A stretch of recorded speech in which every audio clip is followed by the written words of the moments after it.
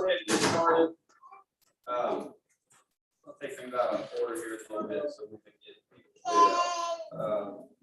Welcome to the regular board meeting of the Bay City ISD School Board of Trustees. This is our regular meeting at 6:32, and I apologize if we started late.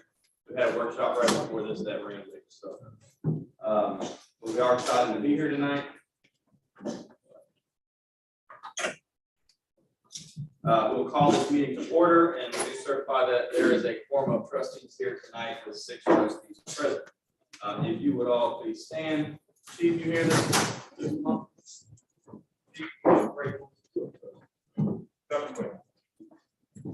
Heavenly Father, we come tonight to give thanks to your holy and righteous name. Thank you for this day. Thank you for nation, state, and the school in which we live. Now, God, we ask tonight that you give our school board wisdom and knowledge, our superintendent and all of our staff. We pray for our parents and our students, oh God, that you help us to be the people you call us to be. Now, Father, bless the school district, bless everything we do. We'll be careful to give you praise, honor, and glory. Turn face the flag.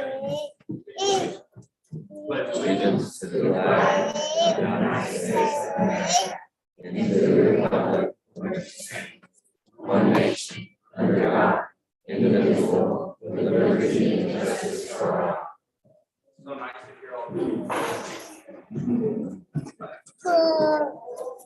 Okay, so we're going to go straight to item 4, celebration of excellence. Okay, look, they said we had 108 certificates to sign, and I don't think anybody said, "Oh man, we got to sign it." I think we're all excited that we got to sign that. It was awesome. So thank you guys for being patient, and we'll go ahead and turn it over to the principal. Okay, well, first of all, I just want to thank all of our students, our parents, our teachers who are here to celebrate our tiny class of Bay City ISD and their accomplishments in both completing their ST math, all of their puzzles for pre-kindergarten or kindergarten, as well as we are celebrating some students who are who have completed their amplified quests for pre-kindergarten. So this just goes to show how hard they're working in class, that they are making that progress to get them to where they need to be for their kindergarten readiness as pre-kindergartners, and certainly first grade readiness for our kindergartners. So without further ado, we'll go ahead and get started and have Steve post it. So first, we will recognize Angel Zamora for excellence in completing amplified reading. Angel.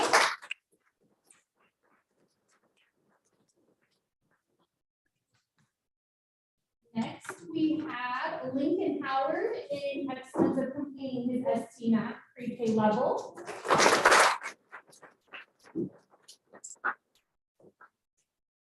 Next, we have Isabel Rangel in excellence for completing her amplified reading program. If she's here, she can come up. Oh, okay. Yeah, here. Sorry.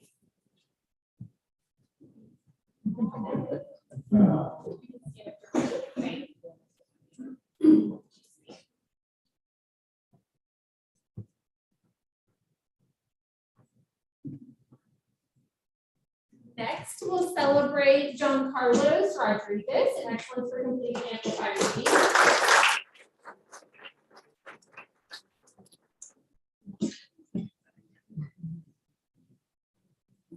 Next, we have Eli Castilla in excellence for completing amplified reading.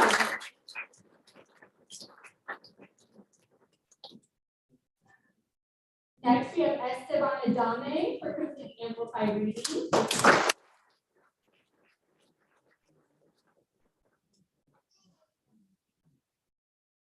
Next, we have Lily Morales, amplified reading program.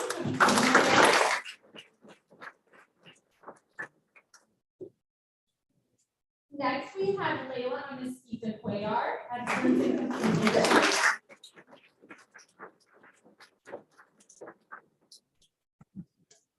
And finally, Jennifer Ortiz, excellence in completing pre-K ST math.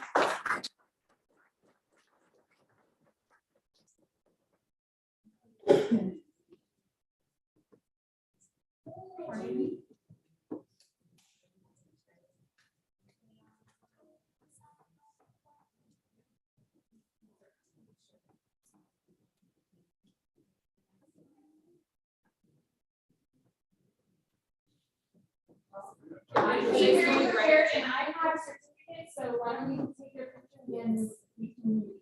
We're gonna need all the certificates back because they're not all signed yet. Oh, okay, wonderful. Yep. Well, we will make sure that we get those other two here. Why don't we do this? We do not have their names on them, but we'll hand them out and then we'll make sure that they have them. Okay, so Jody Williams, also.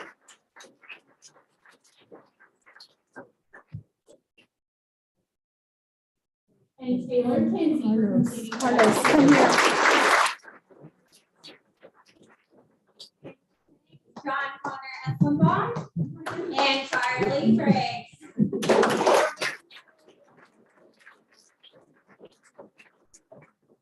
Excellence in reading. Oh, my goodness. Okay.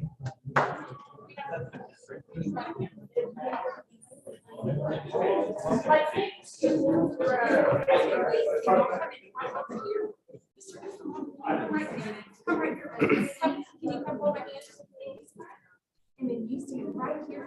I'm gonna get my certificate. There you go.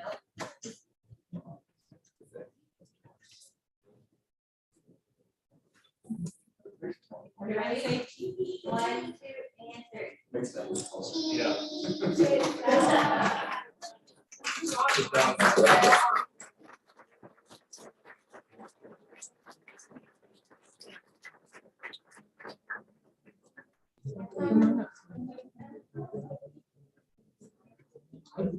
I do have them, just not the certificate.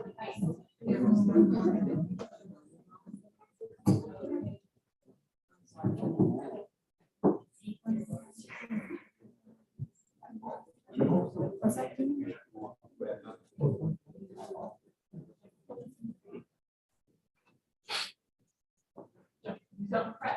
Next time.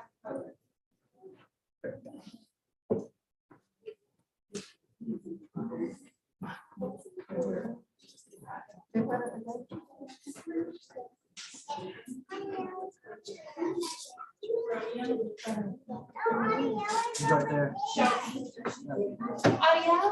Romeo. Audio. Come here, honey. Romeo.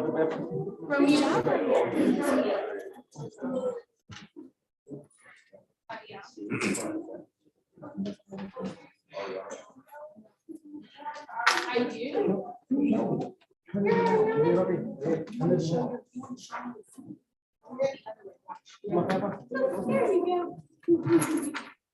Okay, do you have Joseph? Take our picture. Joseph, Lincoln, or Jennifer?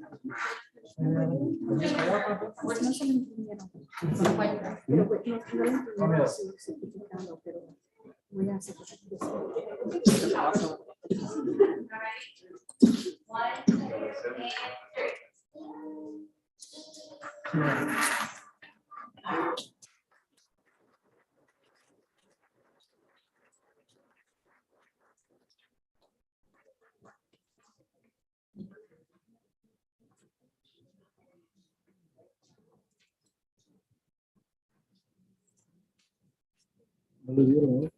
3.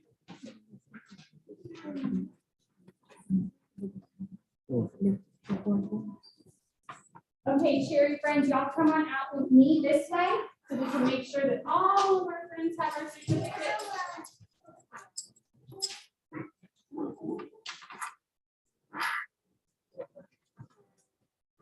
Okay, friends, y'all come on. Great job, ladies and gentlemen. Guys.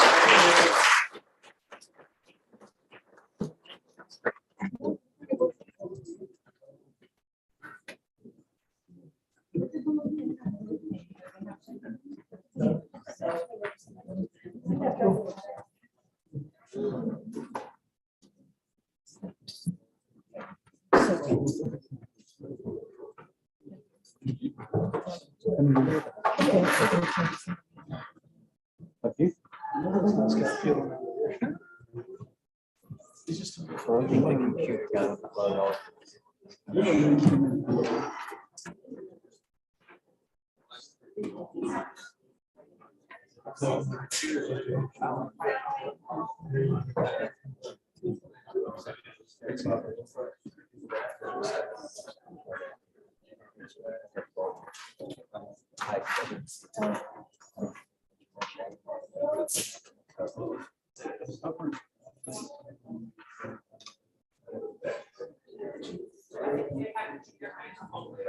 we're here.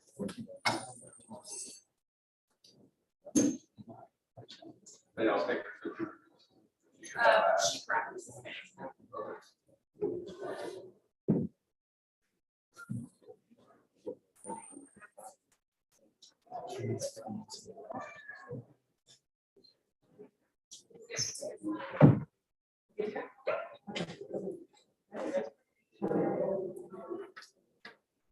Good evening, everyone.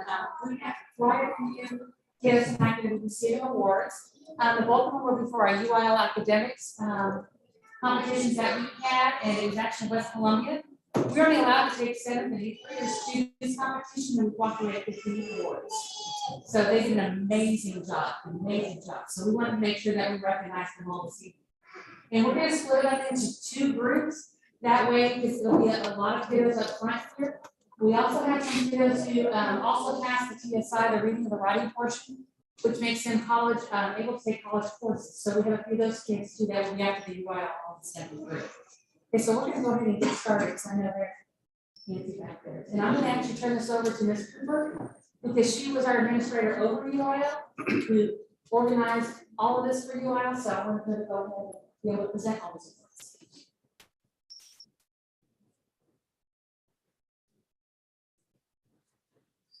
In front to speaking, 7th grade, Elizabeth Westmoreland.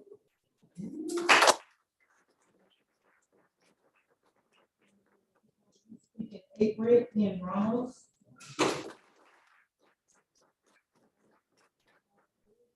7th grade, Louis Russell. Brooklyn Tuttle.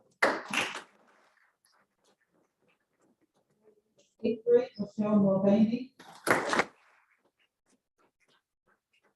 Calculator application, 7th grade, Aiden Nelson.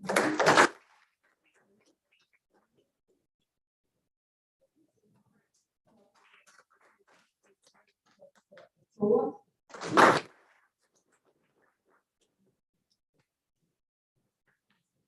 And Markel Medina. Jessica, the 7th grade, Terrence Lehman. Jessica, the 8th grade, Grant Friesenheim. Visionary Skills, 7th grade, Isaac Wallace. Skills, 8th grade, Ian Ramos.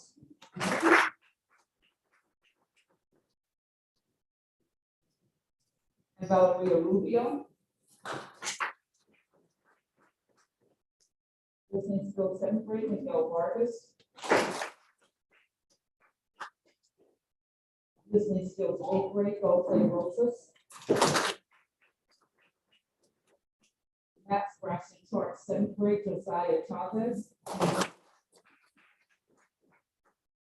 Math scratching charts, 8th grade, Angel J. Garcia. Jackson Rubio.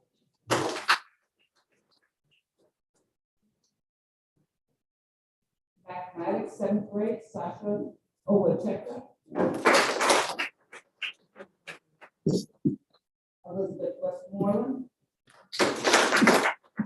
And Mark Williams.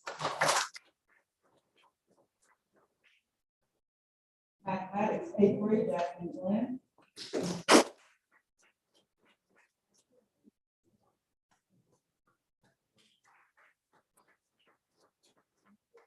And great, Emma Weber.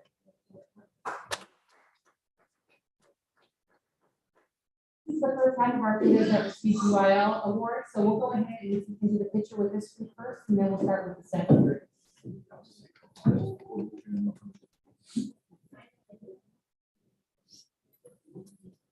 First group.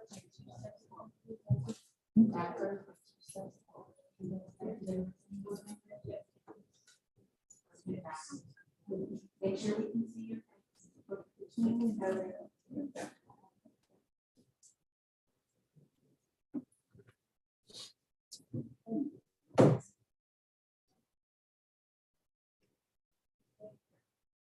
We're looking at these 1, 2, and 3.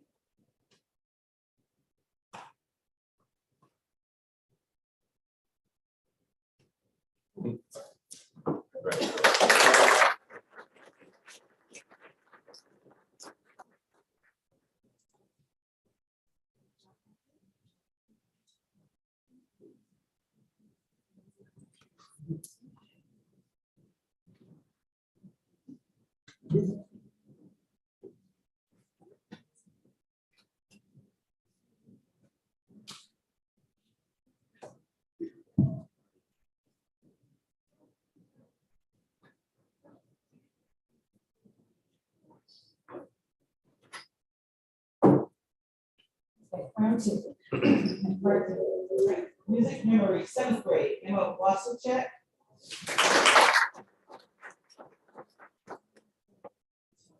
Number 6, 7th grade, Vivian Nelson.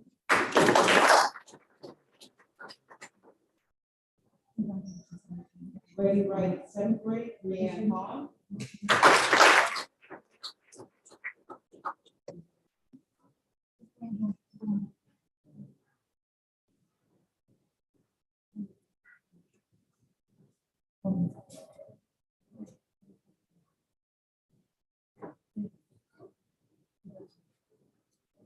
Ready Writing, 8th grade, Jasmine Glenn.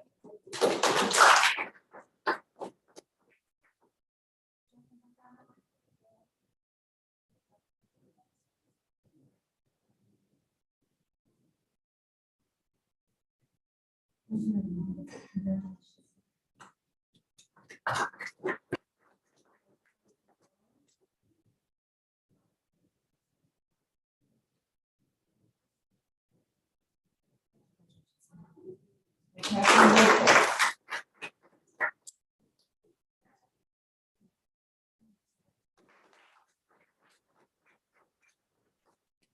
Eighth grade, Sebastian Rivera.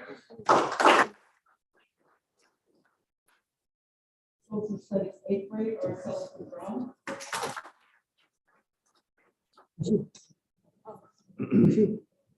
And Kushi Sharma.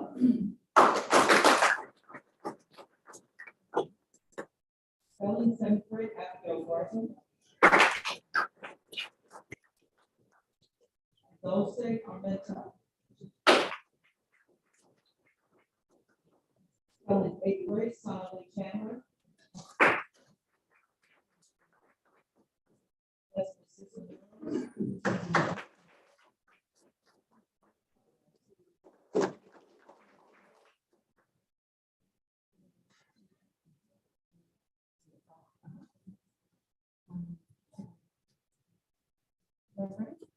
Our next awards are at TSI Awards, Toronto, Bitter.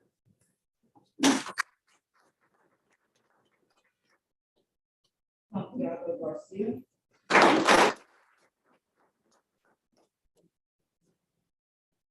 Jackson Plupack.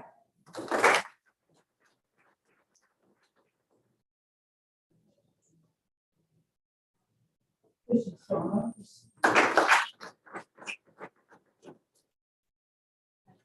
Leslie Cisneros.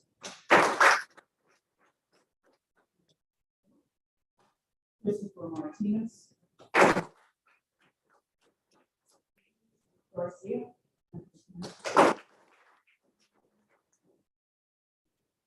And Ian Ramos.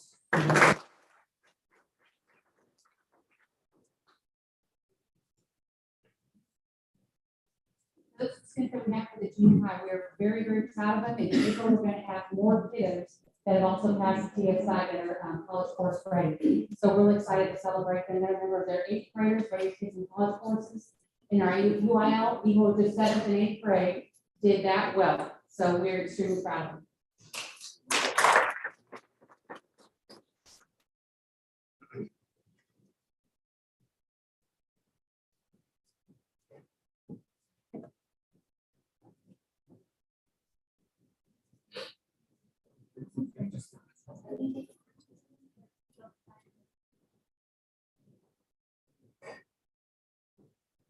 One, 2, and 3.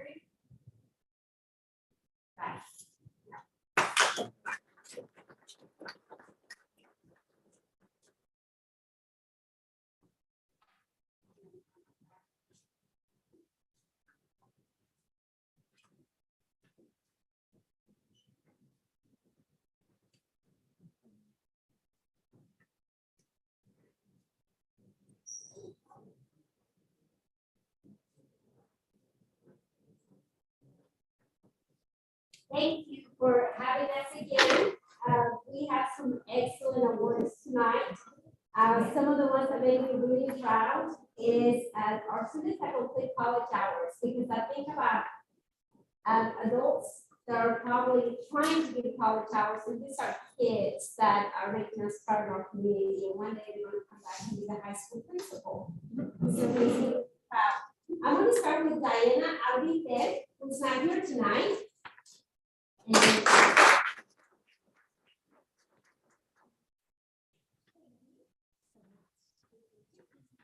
Kevin Medina.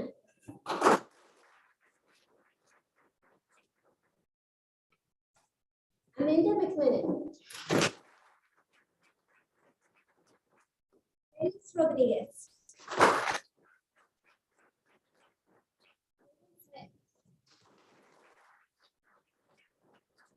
Tomas Gonzalez.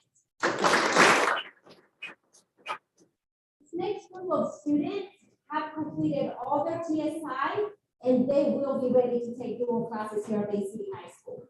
Ania O'Neill.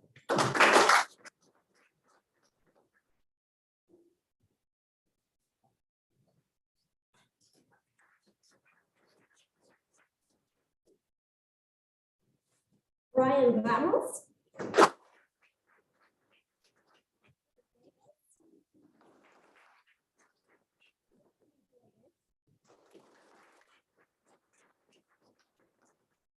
Kyla Jones. Rodriguez. Angel Ortiz. Sinara. Rodney Whitman.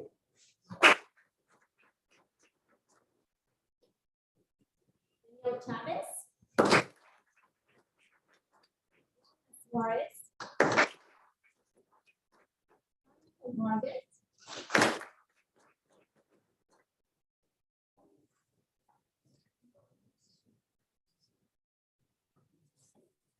I dropped Jonathan because I had to convince him a lot of times to come, and he came and took it and passed it the first time. Jonathan Fuentes. Jessica Rodriguez Ruido.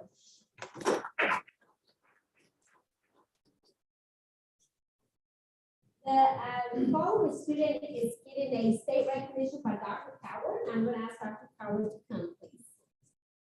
Hi, I just wanted to recognize Alina Rasmussen. Back in February, she competed in a UIL event doing a solo, and she advanced to state, which she will compete at in May. We will travel to Austin, and she'll compete at the state level. So Alina Rasmussen.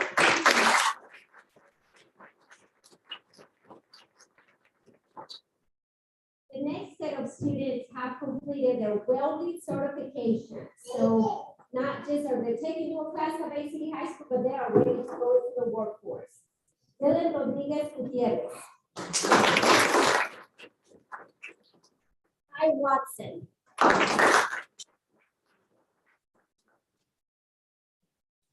Andres Asensio. Hannah.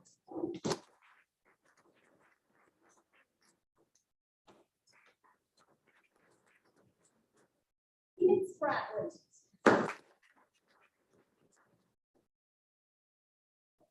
Devin Eric Aramírez. Ryan Guzman. William Fraser. Juan Cruz. Adrian Espinosa. Raúl Ramírez.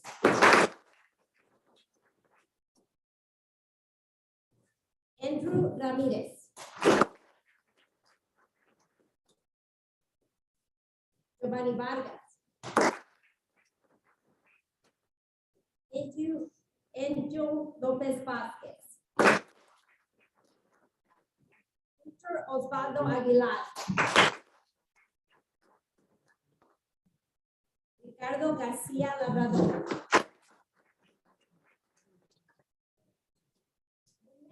Students are showing us off at state again in band competition. Someone asked Mr. Meloria to come. Good evening. We're really excited. We had 3 students that memorized their solos. They were about 3 to 4 pages long. They were very involved, and all 3 of them made a first division with really good comments, and they will be attending state in May. And those people are Piper Cannon,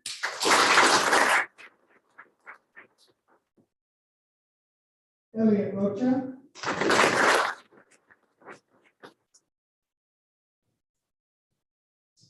and Roger Whitman.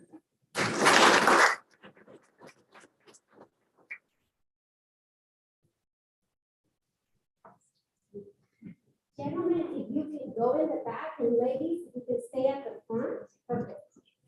Please go in the back.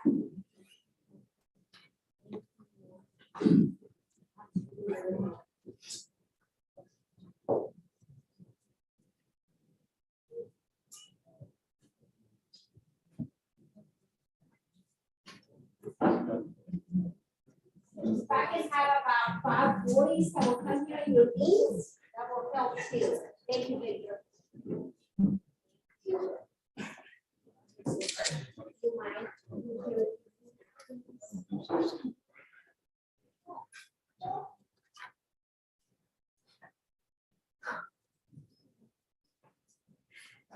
One, 2, and 3.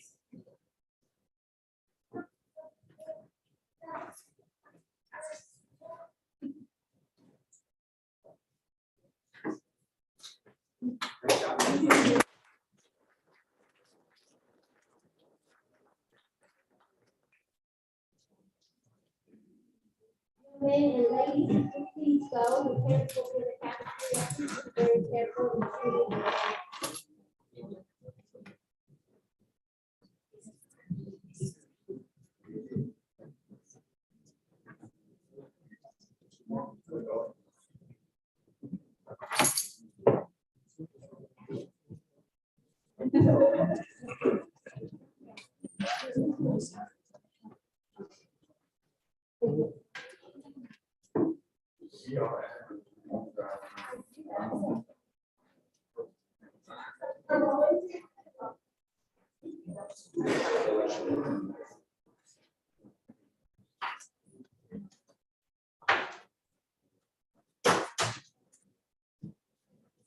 I see how back there. Was that? Davidson. Yeah. Right.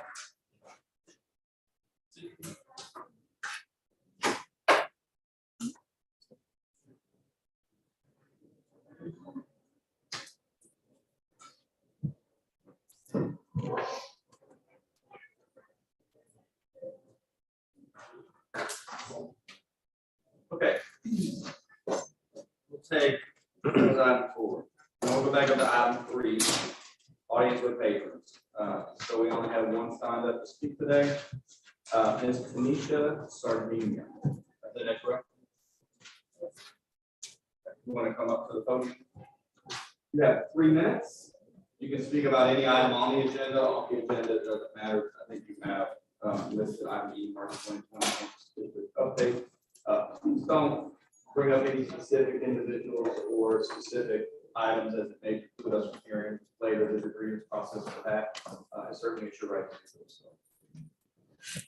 Other than that, the board cannot address you while you're speaking, and so these are your comments, and we will give you 3 minutes uninterrupted.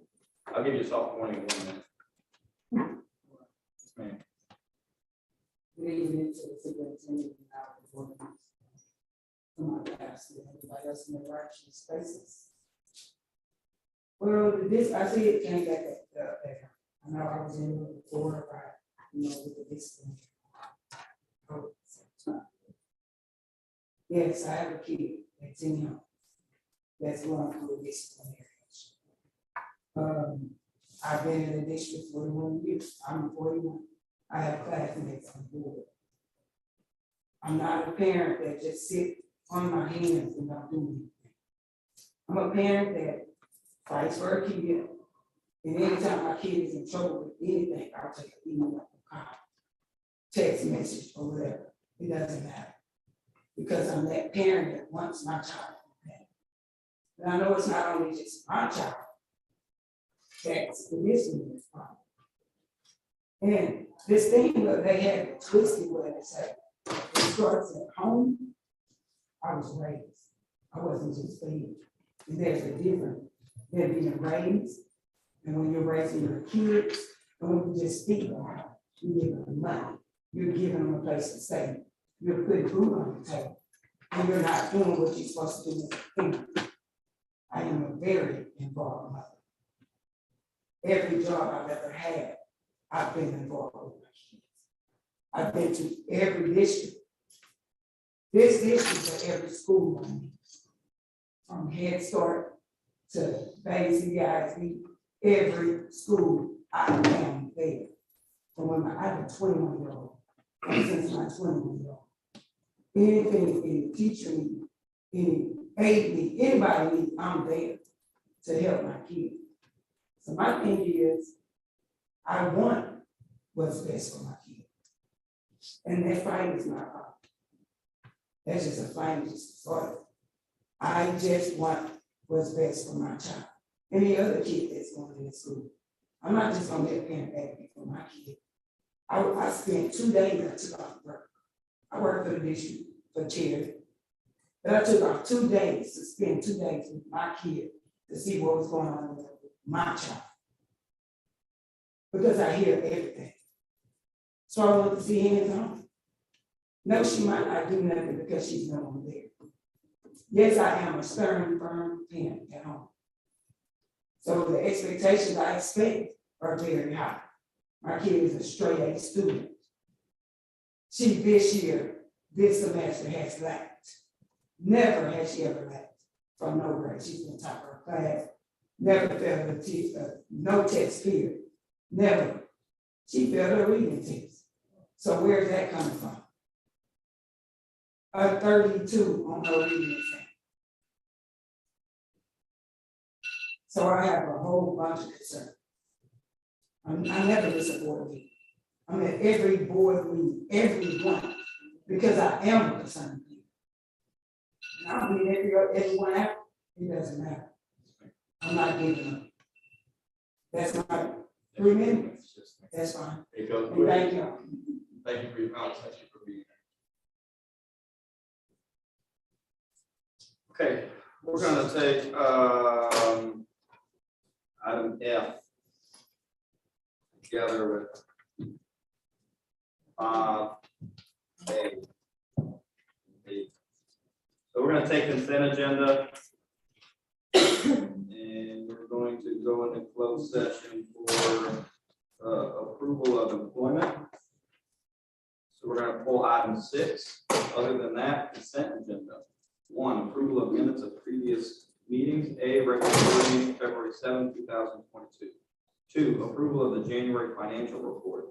3, approval of audit engagement letter with KML certified public accountants. 4, approval of employment of personnel. This item, okay, so 4 is being pulled. 5, approval of administrative contracts for 2022-2023. 6, approval of employment of instructional personnel, counselors and nurses for 2022-2023. 7, budget amendment number 3. 8, approval of resolution to pay employees during the school closure, February 4th, 2022. 9, informational grow your own program to include administrative certification. 10, approval of application for modified scheduled state assessment testing days waiver. 11, tax resale offers, and 12, resignations. Is there any item other than 4 that any trustee would like to remove from the consent agenda for a separate consideration?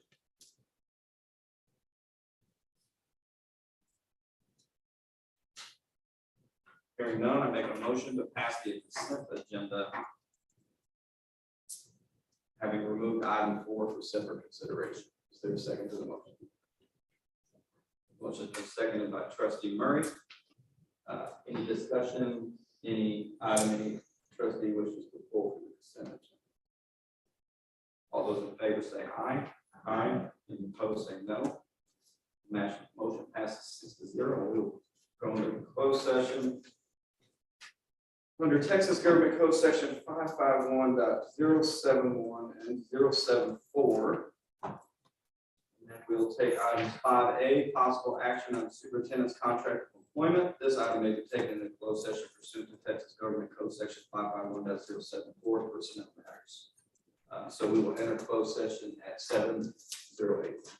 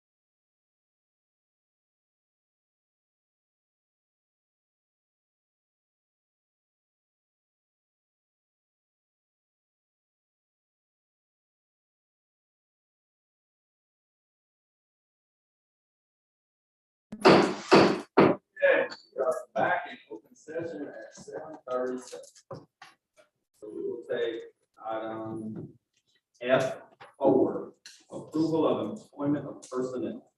Is there a motion to approve employment of personnel? I have one, Ms. Burton. Trustee West made a motion to approve the employment of personnel. Is there a second? Motion is second by Trustee Westmoreland. Is there any further discussion? All those in favor say aye. Aye. Any opposed say no. Motion passes 6-0.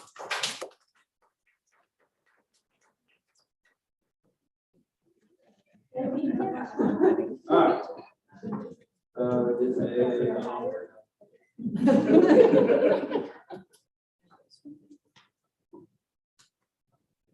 Oh, we didn't need B. So B, we're passing up on B, we didn't need B. C. 5C. What's that? I don't need C. Okay, so the B. Very good, we'll move right along now. 5. Well, we need Where's the? we need to take action on A. It's usually separate, there's usually a close. Okay, so 5A, possible action on superintendent's contract for employment. This item may be taken in closed session. Okay, so on February 21st, Dr. Scott notified this board and the entire district that he did not intend to seek a renewal to his contract and that he intended to resign at the end of his current contract, which runs all the way to 2022. And so in order to make that happen, because there's a clause in the contract where it automatically renews, if we do nothing, the board has to take action to alter the contract to remove that clause so that we can honor his request to not extend the contract. And so it doesn't mean anybody's going anywhere. It could, it doesn't. It doesn't mean the board's going to terminate anybody, right? It's just that's the mechanism that needs to happen in order to non-renew the contract. So we look forward to working with Dr. Scott for the duration of this contract. We've got a lot of good things going on, a lot of good news coming up in the district. So we've got a lot of exciting. I guess I could save all that for discussion, but is there a motion to be made from closed session? I move to authorize legal counsel and board president to proceed as discussed. Very good. Motion's been made by Trustee Murray. Is there a second to his motion? Motion's been seconded by Trustee Tennant. And now further discussion. Everything I just said. Any other discussion? Dr. Scott, what do you want to say? Hearing none. Vice James. All those in favor say aye. Aye. Any opposed say no. The motion passes 6-0.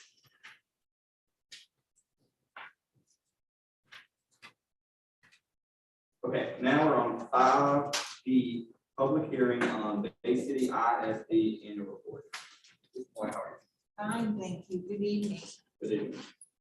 Tonight I'm going to present to you the 2020-2021 District Annual Report Public Hearing. This is not an action item, but this is required by Texas Education Code. Quite a bit of what you're going to see in this report you've already seen this year. It's almost like a culmination of finalizing the last school year. So some of this will be review, but certainly stop me if you have any questions. Board members, you should have received in the mail approximately 4 to 5 weeks ago a copy of our paper report. This beautiful document, which has got 120 pages. I'm sure y'all have studied it. But in the taper report that you received, the first section of the taper report of the state taper report, and then you see a district taper report, and then one taper report for each campus. So tonight I'm going to give the district annual report part. What we have to review is the taper, and I'll give you a high level view of that data. So there are 7 sections to the district taper report: the academic performance, the PEMS financial standard report is in our district annual report, district accreditation status, campus performance objectives, report on violent or criminal incidences on campus, student performance in post-secondary institutions, and then the taper cost review. Section 1, when you received this report, you saw that we had a 2021 accountability rating. The same rating for every district and all campuses across the state of Texas was given last year, and you'll see that it is not rated declared state of disaster. We did take the STAR score, but no school in Texas was given the rating last year. You'll also see our 2021 special education determination status was needs assistance. We've been working on that for several years in several areas. And you'll also see there is our service vocational aptitude battery test, distinction designations. No distinction designations were awarded last year by the state to districts or campuses. And so as you saw the taper report, the first section of that is based on STAR performance. It's broken down by approach to needs and masters for each grade level, for all grade levels, all subjects in each area that we take that grade 3 through 12. A through F ratings were suspended for 2021. However, TEA did release what they call their A through F estimator tool. They released that in November when they released the taper. So we took these scores and the data tables that TEA sends us, and I formulated it into this chart so you can see a comparison of what that looks like in the accountability system had we been rated last year. So what you'll see in the first column is our 2017 rating, 2018, and 2019. Remember, 2020 was a skip, there was no STAR that year. And then 2021, this is just an estimated rating based on the data that we put into the A-Correct estimator tool by TEA. So you'll see the district rating started at 63. This is the overall rating. In 2017, went up to a 76. In 2019, went up to an 85. And actually would have held stable for this year at an 85. High school, you can see, started in 2017 at a 57, has gradually grown each year, and very proud to say that even during COVID, rose to an 87 for STAR performance. Junior high has also seen since 2017 some increases. However, during COVID took a dip from 76 to 60, 57. And then Cherry, you will see Cherry and Roberts look a little bit different because they were rated in 17, 18, and 19. For 2021, they were not rated because that's after our reconfiguration. The first 3 years, they were K through 5 schools, so they had their own STAR testing on their campus. In 2021 and going forward, because they don't have STAR tested grade levels, they do not receive a rating. In your taper report, what you saw, there was a report in there for Cherry and Roberts, but that was the 2019 data. That was the last time they had an actual taper report for STAR scores.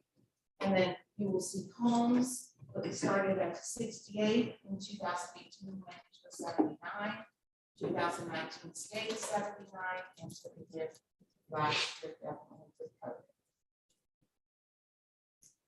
The second part of the taper report talks about STAR academic growth. What you see in the actual taper report, there was no academic growth measured for last year because we did not have 1 year's growth. In 2020, we did not have a STAR, so they couldn't average our growth at each student's growth. So it was not reported for 2021. When it will be calculated this year, so when we take it this spring, we will have a growth measure to report to you in August.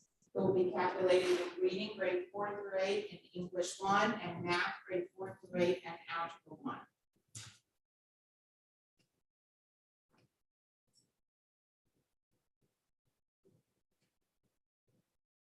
The next part of the accountability system is the relative performance. That takes our STAR academic growth, and when we plug that into the TEA estimator, it takes our student achievement and our CCMR data, and it compares us with other districts with similar economically disadvantaged percentages.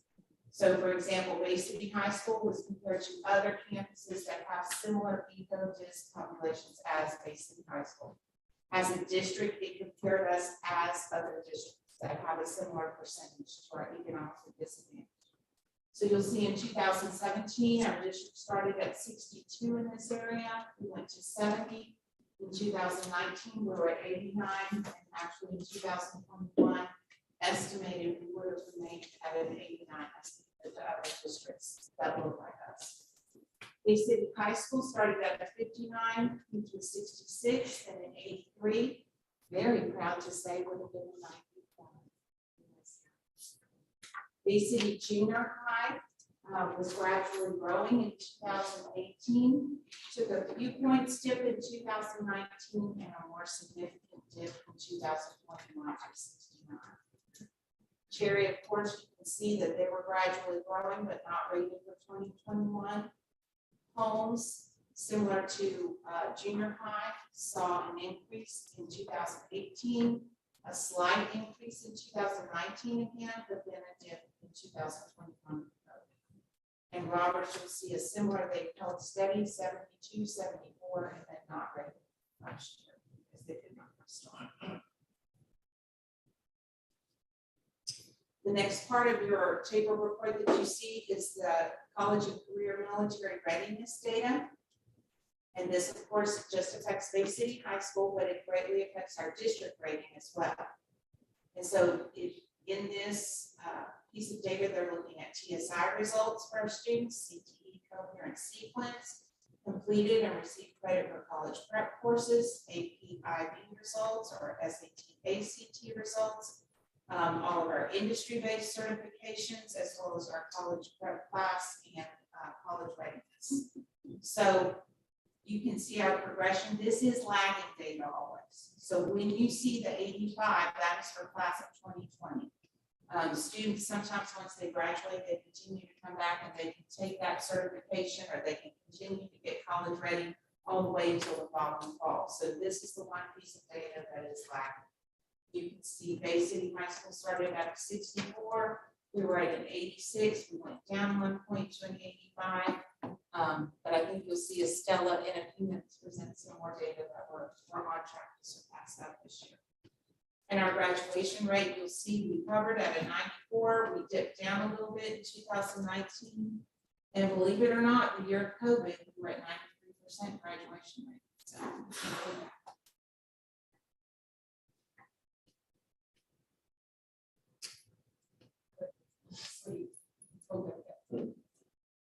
and then the last part of the table that you see, if you look at your copy at home, is student information, staff information, demographics, how our population is broken down, and then also program information, student enrollment by program, and teachers by program. Next part of the annual report is the PEAS Financial Standards Report, and this looks at the 2019-20 actual financial data for the district and for the campus. These are posted online by TEA, and so in here I have posted the link for you, and you'll remember that Mr. Johnson just recently presented the district financial report to you all and what our rating was.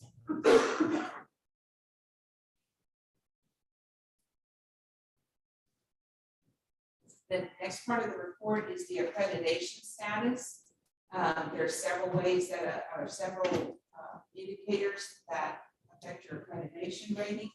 Because of the COVID pandemic, no districts and no campuses were given assigned an accreditation rating.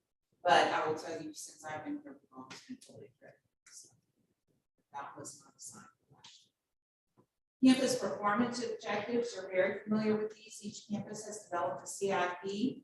Our CIPs are aligned to our district improvement plan, and all of those are aligned to the strategic plan that community members, board members, teachers, parents were involved in about 2 years ago. So you have seen those. They include performance objectives based on data analysis.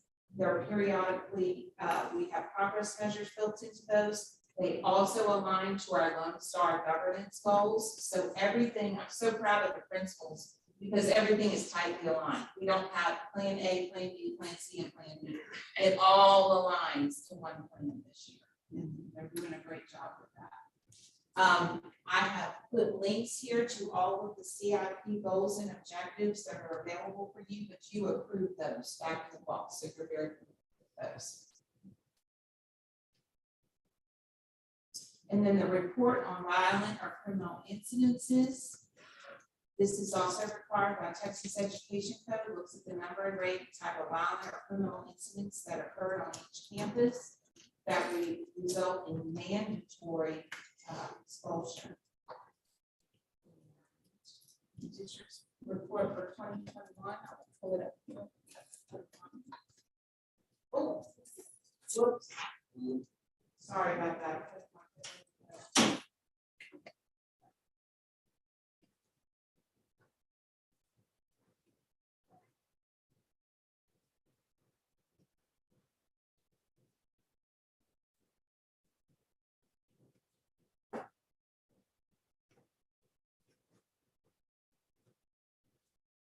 This is a live link in your document.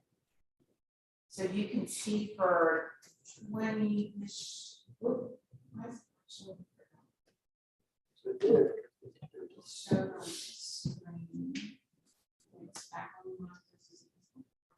Yeah, careful.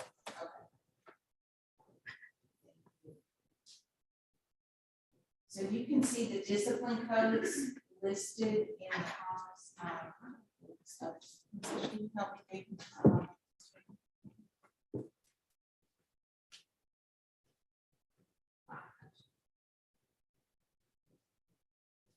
here?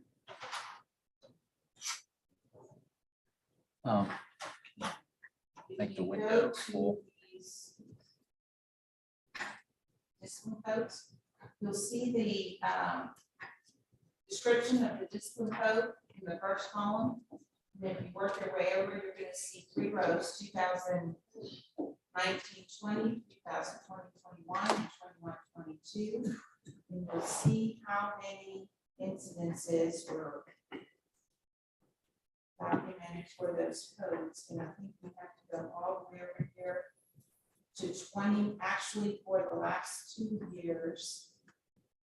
That's not in, but we do have one in discipline code 29, and discipline code 36. And that is for the year 2019-2020. That was 29 was one incident of aggravated assault on a school employee. And the other one was felony controlled substance violation. That happened in 1920. Last year, 2020, 2021, we had 0 incidents. Thus far, this year for 21-22, we are reporting 0 incidents thus far in this series.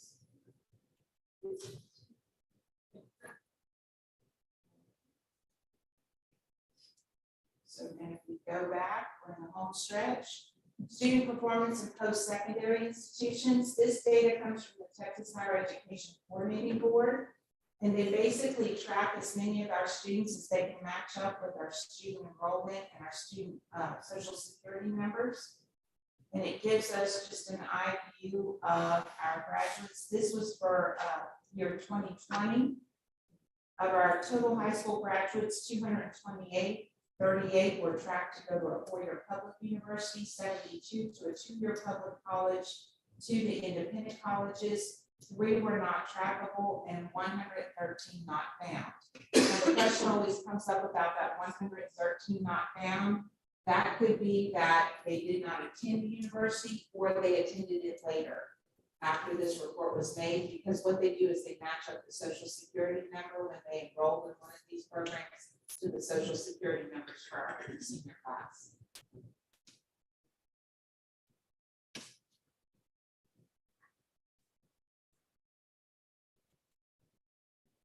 And then the taper glossary is the last part of the required annual report. These resources must be made available following this public hearing. They will be made available tomorrow on our website with all of the live links for anybody in our community to access. Do you have any questions about the annual report that I can answer for you?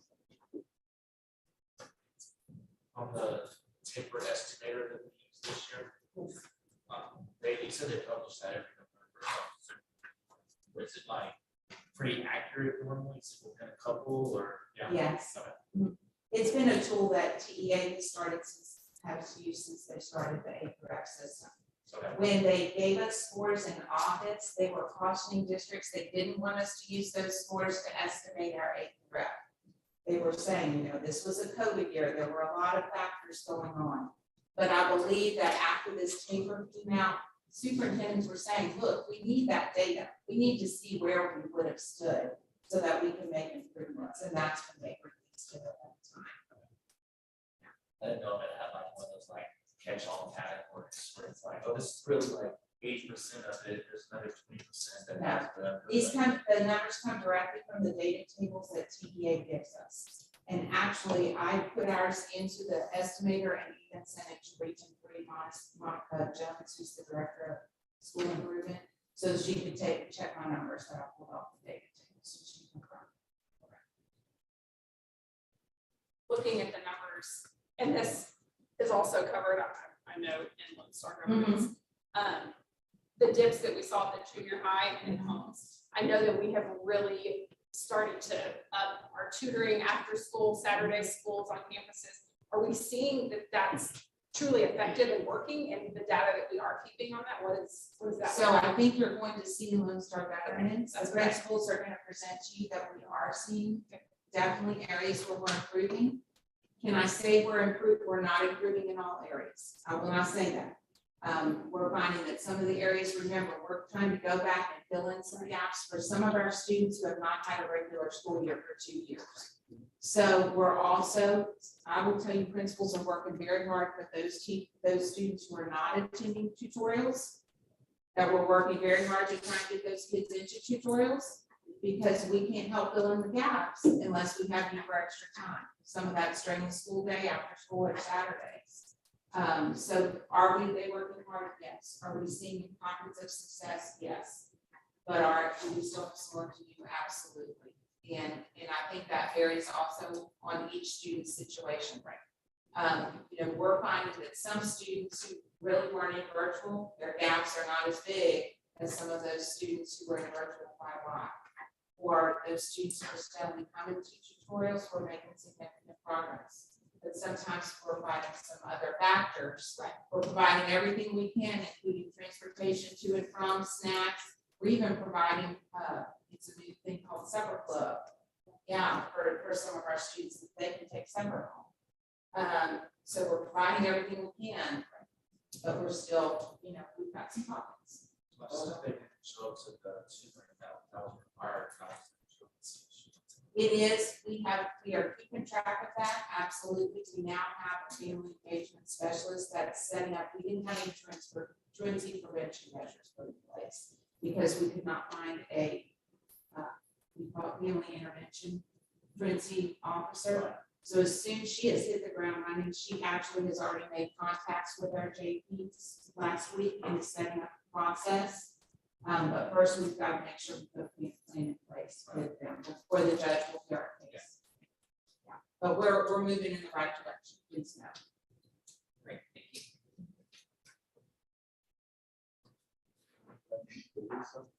Hey, Lisa, real quick on those estimated scores, Mm-hmm. are the high school scores, are they weighted more than the junior high and the elementary? It just seemed, because as a district, it said the same, but it didn't seem to affect us much with it. What happens with the high school in the district accountability system, all of the STAR scores come in for us, but the CCMR counts for the district. So the CCMR is actually 40% of our domain one.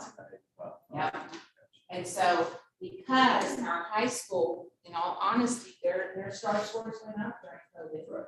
And their CCMR held steady. I think it dropped just 1 point, but it's still way above. That CCMR score is above the state average. We have such a strong CCMR score that really helps our district.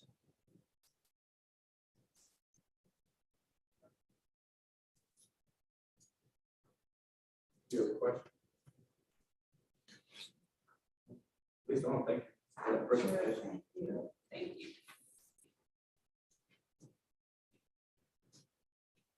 Okay, that brings us to 5E. March 2022 campus discipline update. So back in the fall, we had a meeting, public hearing about some of the issues that we had with discipline in the district, and we heard from a lot of teachers and parents, board members and staff and administrators and everybody. And so there were some items that were identified as being crucial in order to addressing those problems, hiring behavioral specialists, sending a teacher to 18,000 hours of training and classes, amongst various other things, really getting the teacher-kid ratio right, which is a function of hiring the right amount of teachers, which everybody's struggling with, but a couple of trustees asked that we get an update on some of those things that we asked for back in the fall, and so see where we're at. Hopefully we're making progress towards what we all said we were going to do. Any comments from the board members before we turn it over to the district administrators?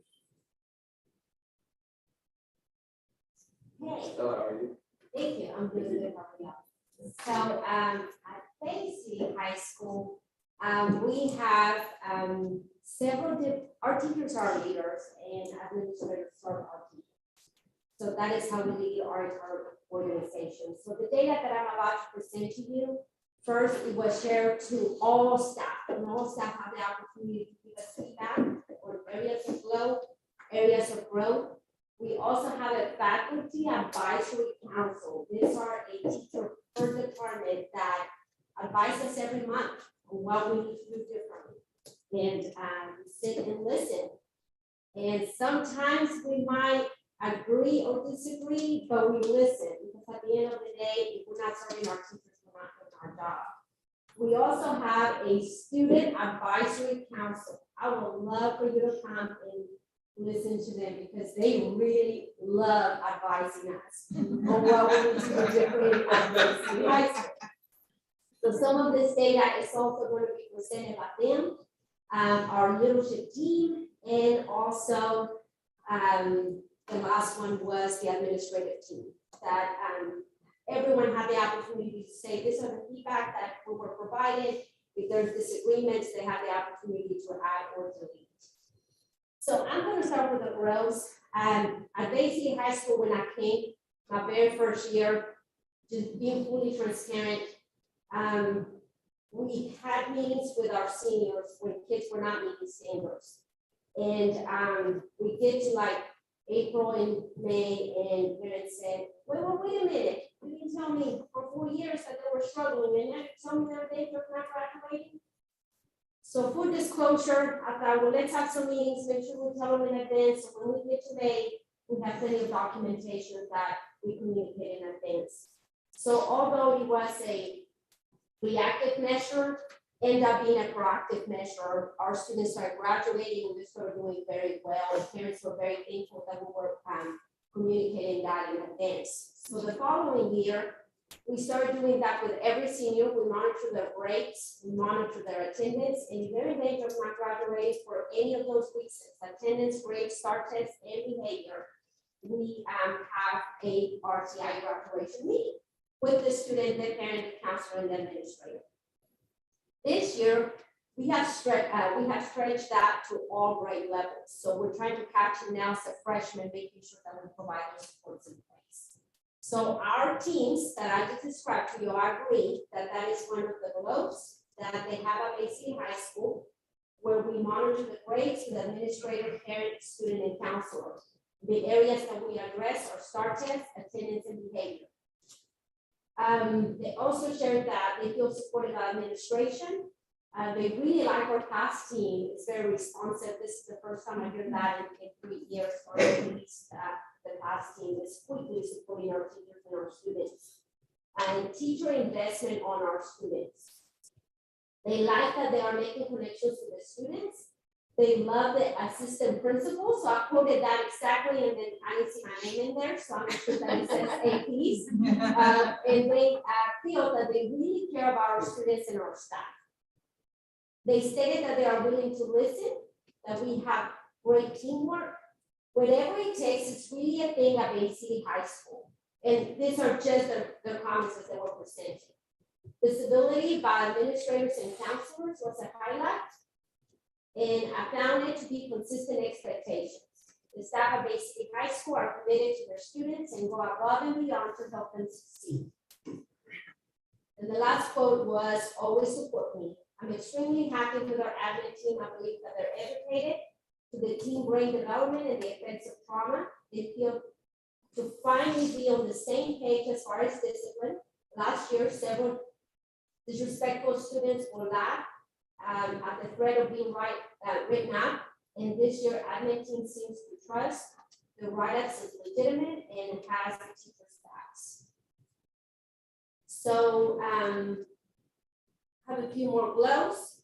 Reasonable noise level in the hallways. Students are more low-key in the classroom.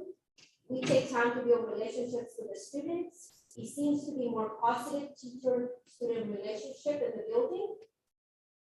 And this is another quote. I am not sure. I think we're heading in the right direction compared to other districts. Our students are not undisciplined. Sure, they have their issues from time to time, but I feel the students at BC High School are great. Another highlight of past personnel have an awesome system for Google Chat that allows immediate response. Admin is constantly walking the halls and engaging with students one-on-one. Looking throughout campus, even if it's out of your area, ask clarification for that, and basically they said everybody just does whatever it takes, whether it's your area or not, they just step up and help. For our campus or sites, even the month with the highest number of referrals seems to be relatively low. The majority of our students are respectful and well behaved. This is a direct reflection of our awesome staff. And then I'm going to move to the next slide, which that's where the work comes in. That is our areas of growth. So in the past, when I asked for feedback, the feedback was more, what can we do as administrators better? And their feedback this year was a lot more consistent on not us, but we. So their feedback was that we need to be more consistent. All staff understand the fact that students have baggage, just like everyone else. We work with our students. We need more training for new teachers. We need to continue to work to build relationships with students and parents. We are thankful for the MTSS training, and we think we need more training. Staff judging students about their backgrounds. Supporting with minor infractions such as parties. We are struggling with the fakes or products being brought to school that should not be at school. And a comment that was shared as well is that they would like to have more than just a conference. They like to have students that are written up to have actual consequences. So just wanted to share this feedback that was provided.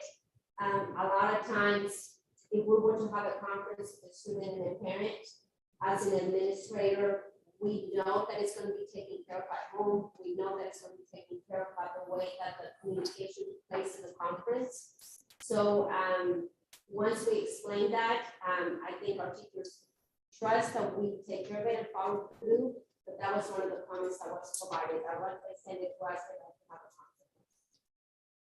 So that is the area of growth that was provided by our teams. And where we will develop the plan for them to see a change, because we want to make sure that if they give us feedback, that they see a change in our actions and they feel supported at BC High School. That is it for BC High School. Is this like a survey that you sent out to all the students, just to have how that work? I actually sent the survey to the entire staff. Okay. Okay. So when we gather the data, I stop to every single committee and presented the data just like I'm presenting it to y'all. And at first, maybe it was halfway, maybe half of those bullet points. And in those communications, they agree or disagree or added more items to the list. So we make sure we listen to the Student Advisory Council, the Faculty Advisory Council, the team leaders, the administrative team, and the MTSS team. So, vape detectors. Where are they vaping now? Because we have them in the bathrooms, we have them in some of the stairwells. Well, They will actually go down into the clothing ward and the big centers are. So. They also hide them in areas that we do not necessarily search. So although we follow through the search process, it is not as easy to find. What's the consequence for a student who gets caught with a vape? So the first incident when they get caught with a vape, they put them access for 3 days. Second incident is the 8. That is if we absolutely know that it's tobacco, that is what is in the student code of conduct. If there's absolutely no way that I can tell what it is, I don't have to.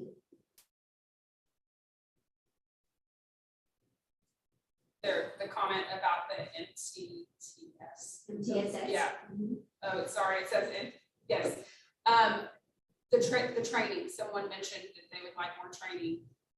How has that process happened? I know that there is training provided. Do you see that teachers are using that consistently the way the program is written with all students, or how is that being played out as well? We actually have a meeting once a month, and in that meeting, they give us feedback on what's working and what's not working. Then we ask for the district for support in the areas that we might need help. The district does a great job customizing the help that we need. So just like the feedback that I asked, for example, consistency, I asked, and I said, well, how can we be more consistent? And they said, well, it's not y'all being consistent, it's all of us being consistent. If we allow a student to be at a dress code in one class, but they don't allow them in the classroom, that's confusing to the student, and that's not fair to all of us. So once they give us our feedback, then we ask for support, and then they come back and give us more training. Or there are some things that we can provide the training. So within our assistant principals, we are able to see some of the areas that they want training on, and then we'll provide feedback. Some of the things that we're doing, we are providing more training on learning to understand how the brain works. So a lot of times, especially at the high school level, we see high school students are taller than me. So we see them as adults, and we think, and this is based on research, we think that because they're high school kids, they should know how to behave. But if we truly look at research, their brain is not fully developed yet. So that is just understanding the developmental stage on top of the trauma that they have experienced. So we started to really research on that and provide the training that comes along, but give them the resources of how to help them, not just give them the training and making sure that we're there to support them when they need help. There are some times that the help is not even just coming from the administration or from their team leader or from each other. And sometimes we just need to reach out to parents, and the parents are always very willing to come and help and support us in what they need.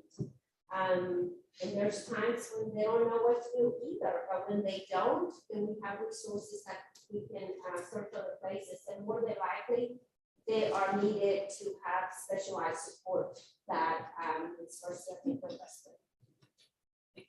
Absolutely. Any more questions? I know it's only been like 3 months since we had that big meeting. That meeting explained a lot of people, put their input. I think we saw that there was maybe a little bit more disconnect in certain areas and what we may have realized, and we put some processes in place.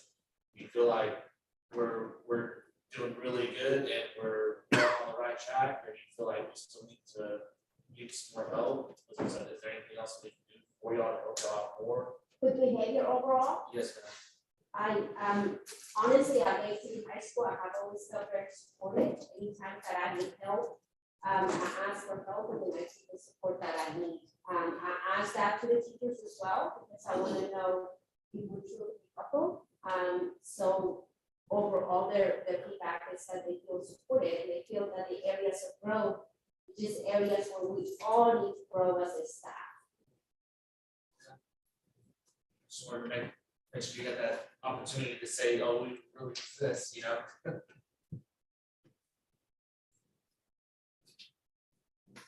Thank you. Thank you.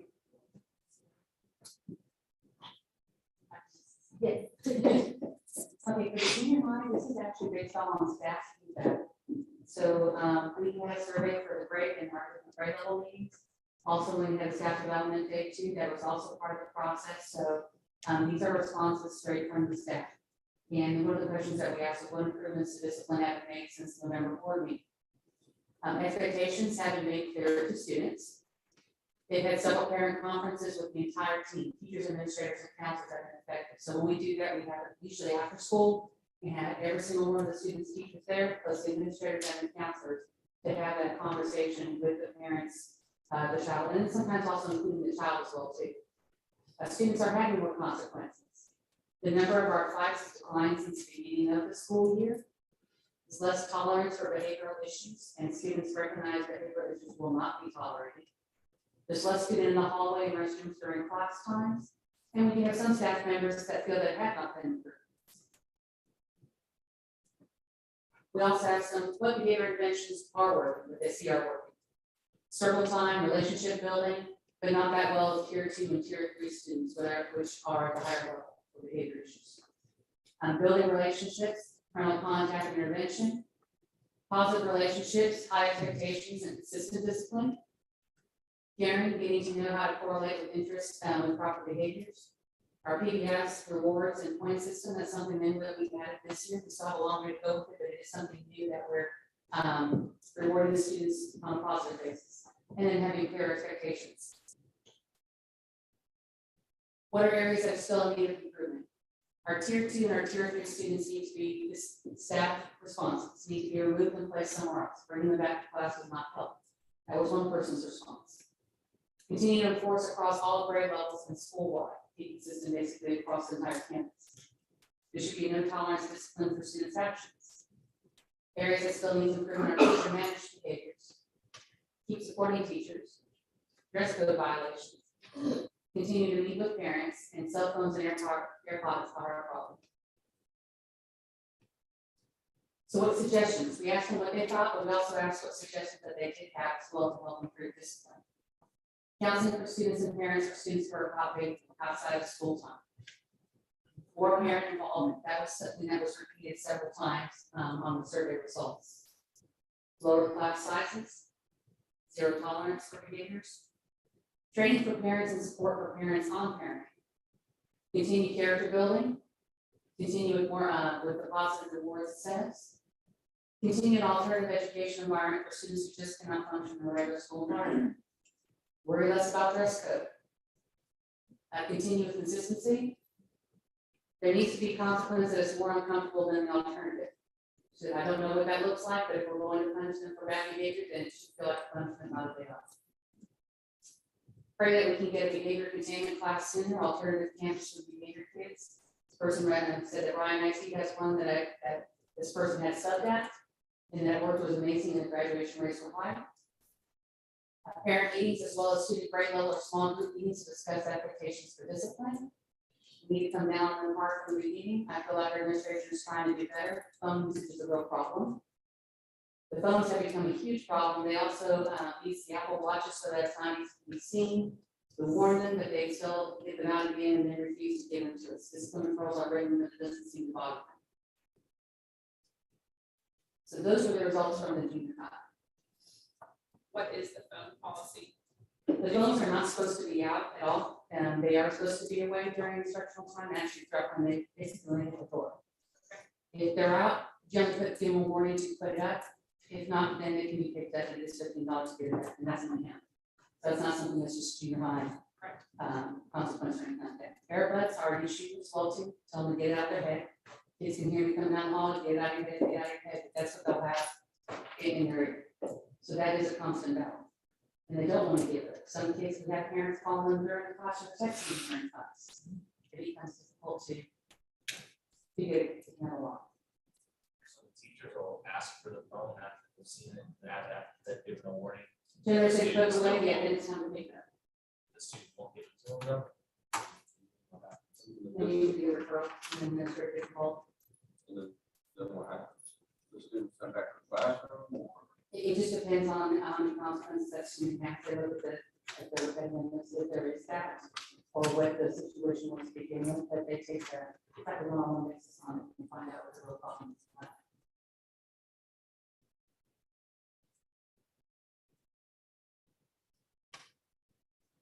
the dress code comment? Yes.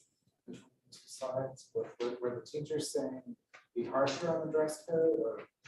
The dress code is in board policy, the dress code is policy that we have. So if it's in there, we need to enforce it. It is very difficult to enforce what we're trying to deal with.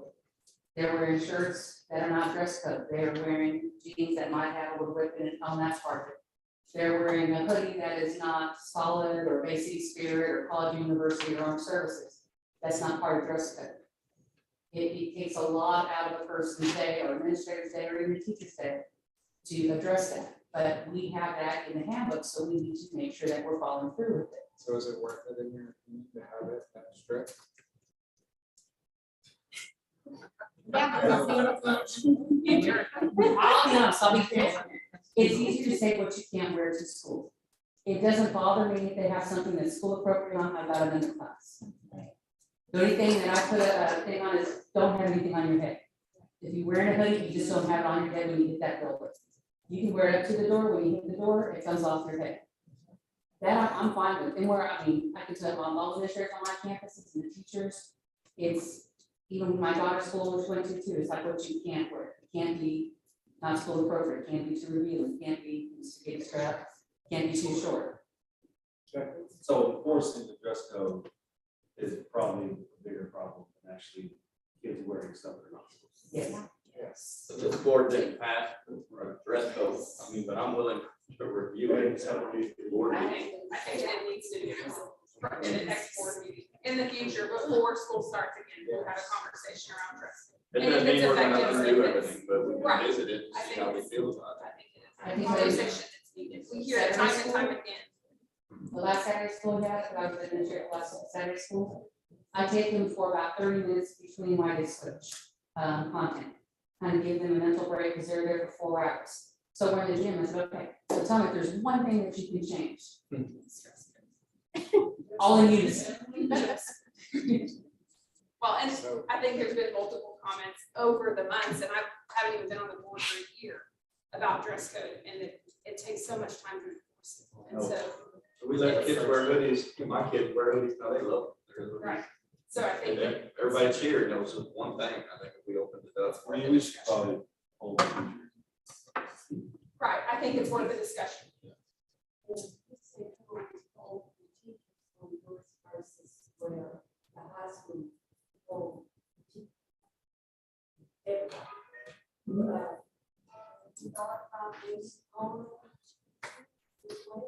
Absolutely.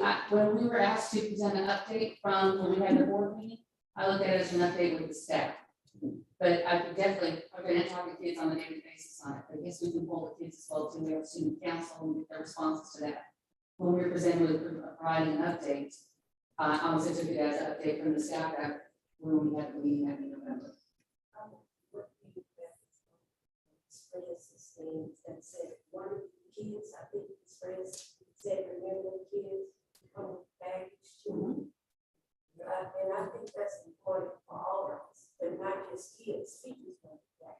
Right. But when we all come back, I think that's something that we all have to be mindful of. And especially at the junior high, they come lots of bags and lots of. Brand new more. Well, that's the thing. Junior high is difficult to begin with because they are changing physically. And then you have everything else on top of it, and then with COVID, everything else they've gone through on top of that. And then you've got staff there who are dealing with all of that, plus everything they're going through in their own lives. So it's a lot to take on, and they've done an amazing job. And I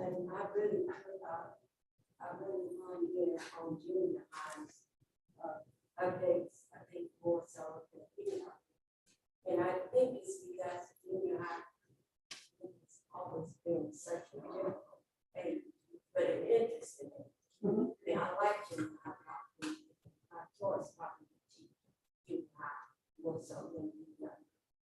But there's some problems and I don't know what to do, so I don't even know if it's something I should bring up. The phones are a big issue. I've seen it. And at every level, these kids are addicted to these phones. And when we struggle with the kids to take a phone, from them. I mean, we're putting ourselves in harm's way because they're not going to give those thumbs up. So then what do we do? You know, it's just how many times can we send it to staff or PA who are removed from class? All of that is taken away from instruction. Right. And we need them in class. We don't need them removed. Absolutely. When we said, remove them and put them in an alternative school. I don't know.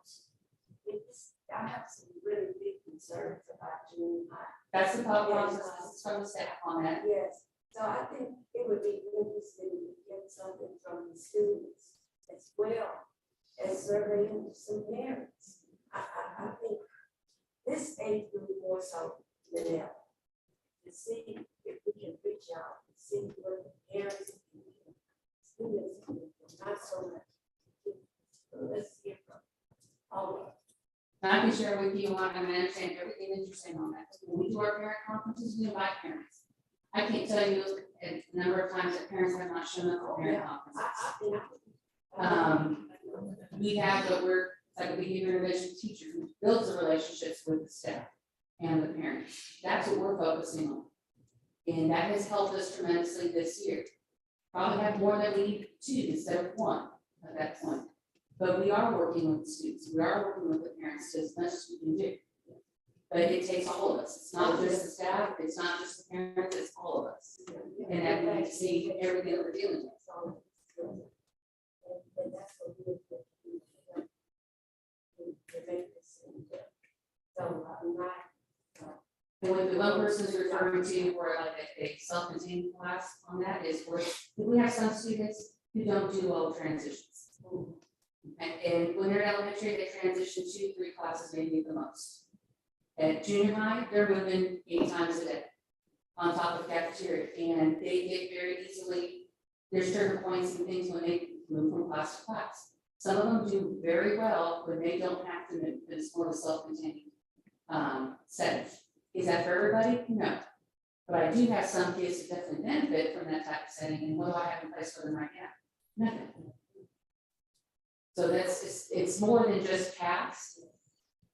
Don't want to keep them engaged. Some students actually do well because they don't have all the other distractions on that.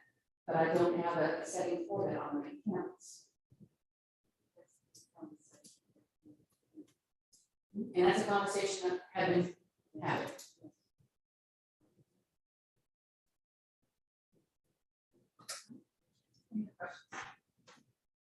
So I hope I'm not putting you on the spot, but Go for it. after this feedback, I mean, after this feedback, like, what was your big takeaway from the picture, or like, anything like stick out, like, oh my gosh, we need to concentrate on that? I think we're moving in the right direction.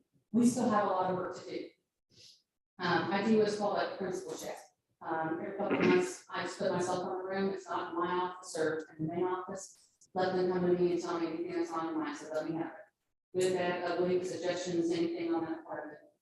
And the contestants are making growth, but we have students right now that are needing more than what we can provide for them at the school setting. Yes, I have school counselors, but their training or their education goes at a certain level. We talked about that with this morning, and I think Dr. Scott already proved that we can have like a counselor to deal with or to work with those kids that are beyond what we can provide services for at the junior high.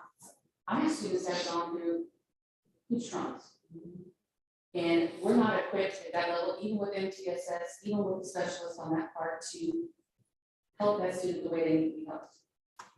So we know we have that need, so we're working on that. We just know we have a lot to go, a long way to go still.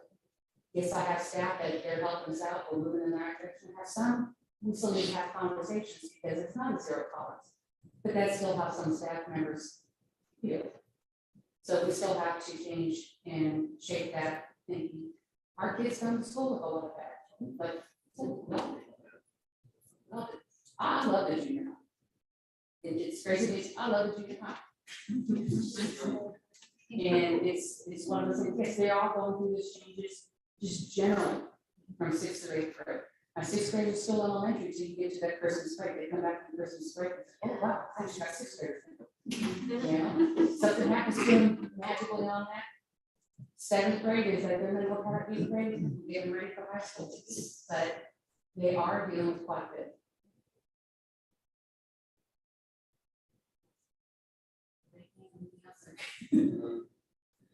Thank you. Thank you for all your creativity and trying to serve our kids outside of just what they need in the classroom.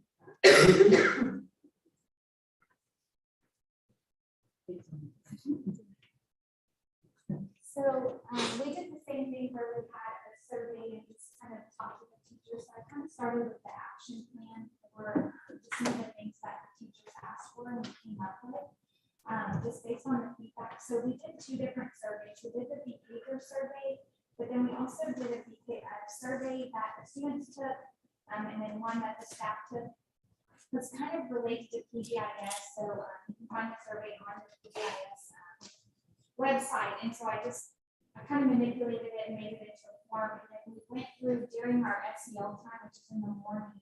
We went through the survey and I showed the students their responses to the questions, and I compared it to the staff's responses to the questions. So it brought up some good conversation of, those questions like, do you feel safe on this campus? And the students answered it and the teachers answered it. So it allowed for some open discussions on, there are students who don't feel safe. Why do they not feel safe? And the teachers had that conversation with them during SEL time. But in that same right, is there staff members who feel safe or there staff members who don't feel safe? And they had that conversation. So that kind of led into some big discussions that we had during our SEL time. But based on the feedback, the RTI process in the meetings is something that the teachers feel as though was helpful. We want to get more into the thick of it, what are some other behavior supports that we can have to support our students who do have that trauma that they're coming to school with. The teachers they wanted some planning time back. They wanted to make sure they had enough time to call parents, to go on home visits if needed, those kind of things. So we made sure to kind of figure out what can that look like to give them some planning time back, because they felt they were in too many meetings. It wasn't impactful the time that they were spending, and so we just kind of structured that to help support with that. One of the big things that we did, just that I took on with my administrative team, is we did 6-week check-ins with students who had 3 or more referrals. So what we did is we brought the students together as a group. We had some big discussions. We printed out their referrals, and they kind of reflected on what were some of their heavy hitting items, what were they coming to the office for, where were they getting in trouble, and just did some reflection on, we did 4 different questions, just what was happening at the time, what skills do you still need, how can we help you with that? And then what we did is the students had to have teacher signature, parent signature, and then every week they have a check-in that's in a Google Classroom that I'm in charge of, and then I have an activity. And so the activity follows our SEL. So like last week we talked about 4 communication styles, and this week their lesson in the Google Classroom is about those communication styles, just kind of trying to give them more tools in their toolkit for how they solve problems. So it's a Google Classroom that our students are completing, and it also gives me time to check in with those students who tend to be, where our teachers feel like we need more support, and give them some additional tools to help them with some of the things that they're having trouble with. We implemented check-in sheets, and then we also created a consequence choice chart. So the teachers, whatever the consequence is that the student, or whatever the action is of the student, is related to a number of points. And then there's a consequence choice board where the students can earn their points back. Now that doesn't hit level like our orange or our red levels. Some of those things are already decided for them. But it also just gives them an opportunity kind of to do like a community service. So they can write letters, they can help the teacher after school, they can, it may be that they have after school attention. It's something we're trying, we're getting feedback through our MTSS team to see if it's something that the teachers like, because that was one of the things is they wanted consequences for our students. And so we're trying to just give them some opportunities to have that. And then Dr. Michelle Finnick, who you probably read about, she helps support the principal. She's on campus with us, just helping kind of support where we're needing some additional support for us. So just a couple of action items for us. This was some of the suggested improvements. The teachers that utilize the check-in, check-out system, they liked it, they just wanted more structure. We were using check marks and X's, and it just kind of got, we didn't know really what it looked like. So we took that feedback and created a point system. So in each class, the students can earn a certain number of points, and they set their goal each day. And they have a daily goal and they have a weekly goal. And we've seen a lot of progress for our students that's being implemented with fidelity. Intervention groups for tiered students to focus on replacement behaviors. We do have a teacher on campus who's doing second step lessons to provide this. One of the improvements that the teachers asked for was that our students just are lacking some of the social skills. Our third graders, their last time they were at school was as first graders, and that was half of the year. And so we see some of those gaps in their learning is that they don't have some of those social skills. So we're trying to implement that as much as possible to help them. They did want structured consequences. So consequences that they wanted to know that there's a consequence for specific actions that students have. We do have a sheet where after the student does get in trouble, the administrator takes the students back to class and it shows what was the investigation and then what was the consequence for the student. We're still working on the ISS structure. We have not been able to hire a teacher for that position. We do have someone who's consistently helping with that. The idea behind it, we really make that for that classroom so that when that person is in there, we do have the second step curriculum to help support some of those behaviors. So it's not, it's the student in there getting what they need academically, but also social emotionally also. Our hallway expectations and follow through the teachers need more consistency. And then also for us, it's parent involvement. Just getting the parents more involved, showing that, helping support, and then giving them the tools that they need.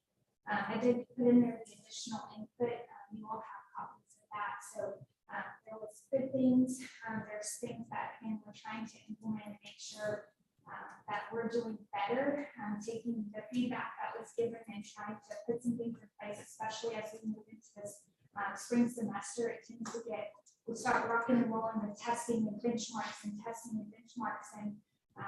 just making sure that we're keeping our focus on supporting the teachers and the students. A lot of it was consistency, consequences, with everyone being on the same page. And, the teachers, they didn't want, they want, if the student has to stay after school, they feel like they're being punished. We have what we call Black Hat Den. We have people that will volunteer to help support that. So that's not a typical practice that the teachers have to stay after school.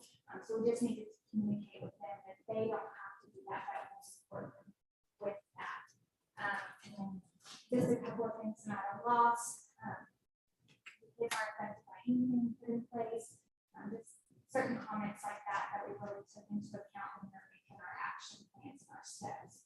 A couple of the growth areas, a couple of things that they feel like are working. Our PBI's rewards, we just did a challenge in February where the students had to earn 150 points. They need to have a dance party.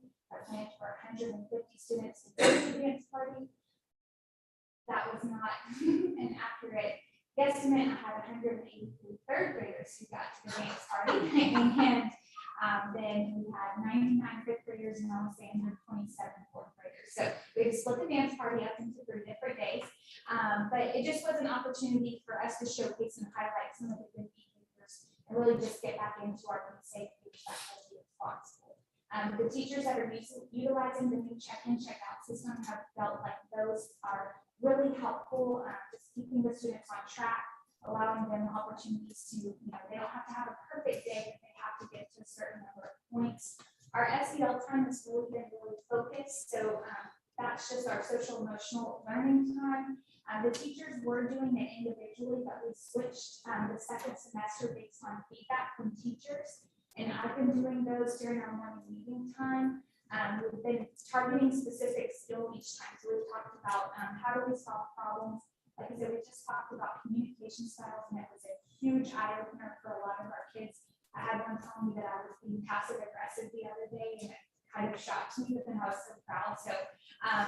had to just check myself, that's my fifth graders for you.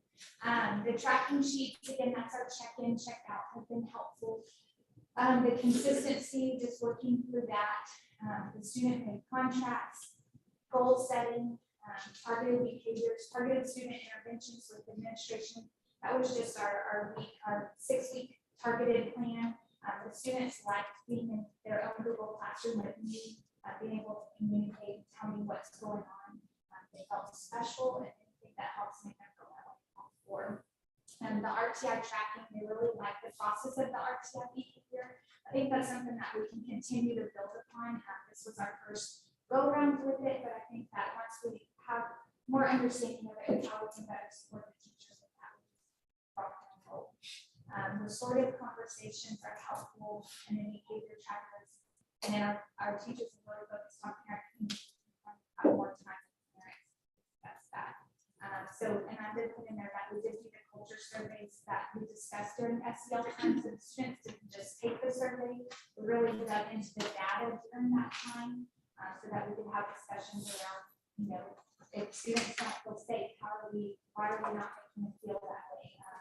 If students are really happy to be here and love their teachers, but the teachers feel like the students don't care, where are we having the disconnect? It really allows for some great conversations. I think Mr. West, you asked a question earlier, this about what we need, and Rosie really hit on this, but it really is counseling for our students and just being able to support them in what they need with the traumas that they've been through. And I just think Rosie did a great job highlighting that, just because like she said, our counselors, I know my counselor is phenomenal. She serves 750 kids, and she meets with them multiple times, sometimes multiple times a week. She gives them skills that, they know when they see her, they'll start taking their deep breaths, they'll start counting to 10. But she is an anomaly, to be honest. She's very highly trained in that. She has her own practice outside of school. And I just think that what we're seeing in traumas that have come from what our students have been through, I do think that there is an opportunity for us to support them even deeper with some of those things. But I know what we found is that in the community, there's not a whole lot of resources out there for our students, but also people will hesitate doing it after school, and they can't get there, they don't have the transportation. So I really like that Rosie hit on that, because that's kind of the thing that we're seeing also is we can't get them there. There's nobody here that will support us. They won't take our medical insurance, those kind of things. So I like that you asked that question, because I think that's going to be a big one for us, especially the 3rd, 4th, and 5th grade campus. It's such an interesting campus, because it is our 5th graders. They hit us early this year in February, but they start to go into that transition. They want that independence. They know it's coming at junior high, but we still are having to help support them with some of those social emotional skills that they need. So we're trying to figure out with Rosie how we can help make the transition there easier. But we just see a lot of the trauma, a lot of just the extra skills that our students need. So that would be my suggestion. So for one council, we've got 2 offices right there. We do. We have a CIS coordinator, which she supports our students. So she sees groups for, she does second step with some of our groups. She sees certain students for like catch up. She helps us track attendance and those kind of things. But our counselor is truly serving students in that counselor role, and it's a lot of students for. The feedback or the biggest complaints was the referrals, and then the students just going right back to the classroom over and over again. I feel like that's improved, or if there's anything different there. Has discipline improved since the break? I would say, so like if you're looking at the data, like we track our students who are like our repeat offenders, and we've had really great progress with our repeat offenders, but then we'll have students that will come back in. So my goal is to get students back into the classroom, because they need that academic success, but also our teachers need that time where it's like our MTSS coordinator, she said that the teacher's weight is slipped, and I'm walking into a situation where my weight isn't flipped. And so I have to understand how the teacher's feeling, but then also to still support them and calm me about do I would say it's sometimes the teachers just feel like they're just out of the tools. And so they need to just step away from that for a little bit. I think it's just a case by case. I think that's hard to answer because my goal is for the kids to not miss the academics, but I also we have to understand that there are 21 other kids and our teachers need the support of us. But I have to caution myself in that, my students, if they're out of their classroom for a certain amount of time, then it's considered, ISS or OSS or whatever that is.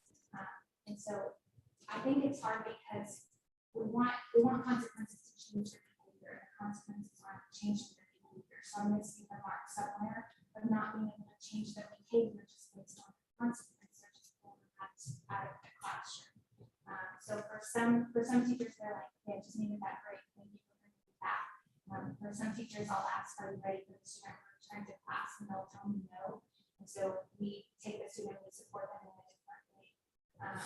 It really just depends on how often we've seen the student, the relationship the teacher has with the student, other factors too. So that's a hard question to answer.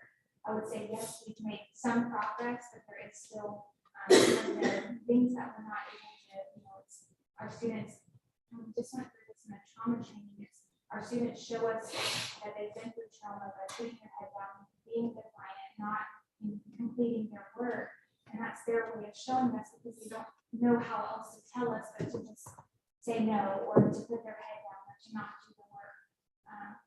And so I think that's a hard question. I think we're trying to make progress with the resources that we have.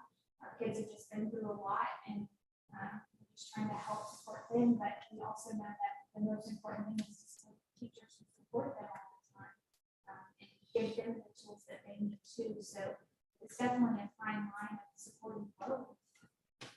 The kids who are truly disruptive to the class, isn't there supposed to, wasn't the idea to get a behavioral intervention specialist on campus? It is. That been done? No, we have not had someone that, we don't have someone in ours. We have a past teacher right now, but I have not had someone that will fulfill that role this year. I have applicants for next year, but I don't have anybody qualified for that position at this time. Our past teacher, she is very structured in who she serves and why she serves them based on tips and sped information and those kind of things. She does support with some of our second step because she has the behavior support, but I have not been able to fill that position as of yet. One question, your meetings that you're having every 6 weeks with students, and then are parents invited to those, or is that just your administrator, your teacher, and your counselor? So that was just between me and the students. So Okay. it just was an opportunity for me to have that connection with them, and for me to have some time to talk with them about those behaviors. These are some things that we can do. And then if it's needed, if the student still has these repeated behaviors, we did talk about them, the parents would be invited. We just had the parents sign it. That was the student, their first responsibility was to take it home and talk with their parent. The parents signed it and returned it to us. But we haven't had those yet. We did have, when I came back to campus in December, I did meet with all parents whose students that had more than a certain number of referrals. And we had that conversation of what can I do to support your students, what we need from your student, and student code.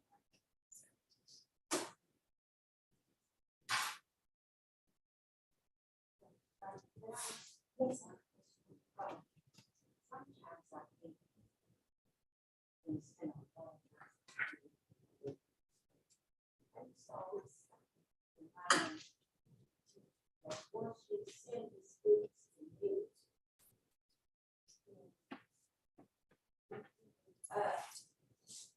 I have to just involve it.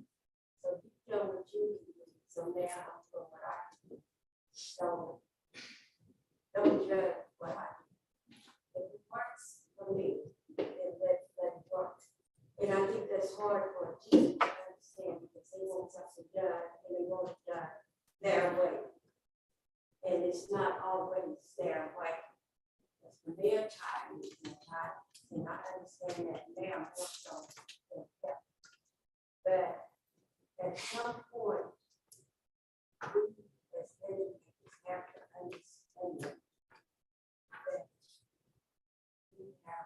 and students' lives with those kids in that classroom. And there are days that we want to give up, that if you are a die-hard educator, like I am, there's no giving up. And they can't push you to that. My thought with all of this is that we have a trustee to ask for an update. Was this update put together when they asked for that, or was it put together from the time that we had that last meeting up to the point? You see what I'm saying? Because some of it I've been asked about in between this, which makes me think that some of this data is put together only because it was requested. And you can check and say, no, ma'am, we've been doing that, and I will believe it. But my thinking is that if we are going to do this, and we are going to be consistent, and we're going to be successful, and we want our kids to be successful, we want everybody safe, and we want the best from everybody, and we all have to be on the same page all the time, not just some.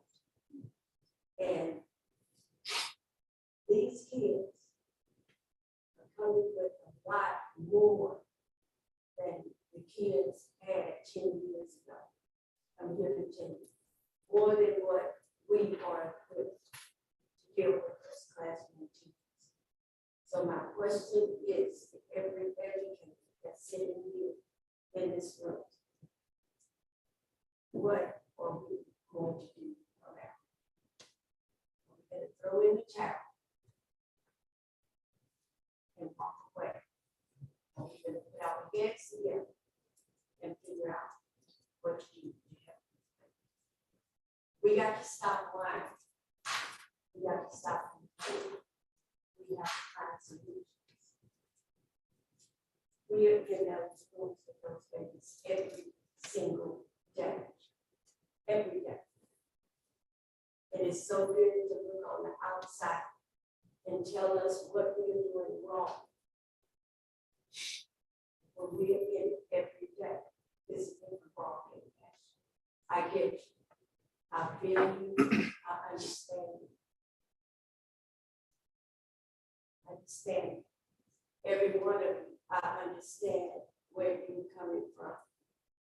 But I want you to understand where I'm coming from to support you. I need you every day to go into that classroom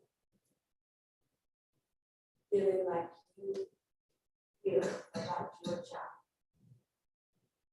I want the best for my child, but I want someone to treat my child. We've been blessed. Most of us in this room have been blessed.